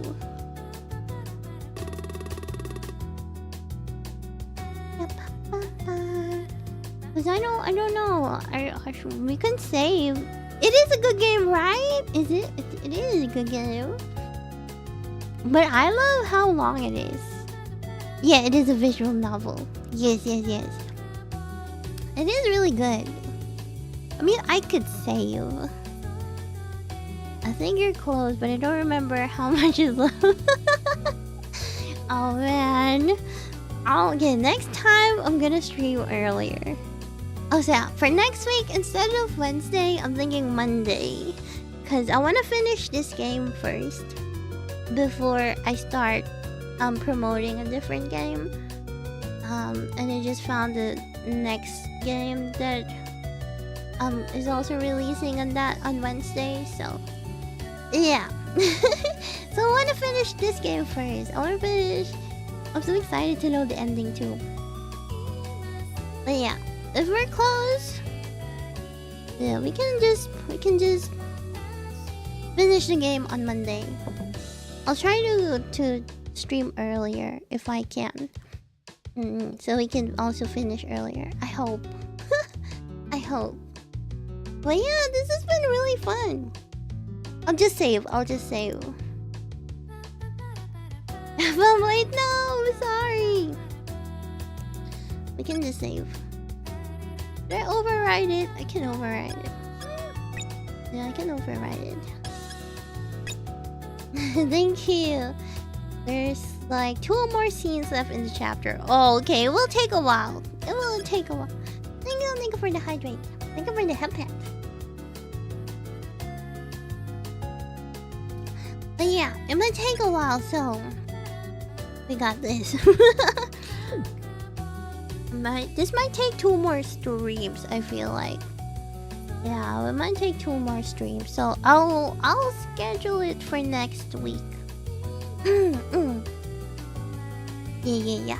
I'll add two more pivot 2 more Pivot of Hearts stream for next week. Maybe I'll do Monday and Tuesday. Yeah, we'll do that. But yeah, we need to go rest. We need to get some rest. How do I go to the title screen? But yeah, thank you again for hanging out with me today. I will get good eep, I promise. You guys get good eep. Thank you again, Ravi Olives, for hanging out and giving me, and Kazuo for all the fun facts about the game. Thank you. And I enjoy having you guys here. Thank you for tuning in. I hope you guys enjoyed the game too. Please go check out the game, Pivot of Hearts. Yeah. And please come join me for the future streams as well. For tomorrow, I might I don't know. I've been scheduling more streams now just because I want to hang out with you a lot more before my break, and before I want to finish the games that I'm playing before my break. No, we're speed running. We're speed running streams and the games. That means more Yuuki. Yeah, that means you can spend more time with Yuuki before my break. Which is a good thing, right? It's a good thing. That's a good thing, right? More Yuuki. Oh yeah. Anyways, I need to. What would I do? I need to get some rest. Happy Friday, everyone. Even though it's Friday, we still need to get some rest. So we can party. We can party during the weekends. Also, actually stream. I'm not prepared again. I'm not prepared on who I should be rating.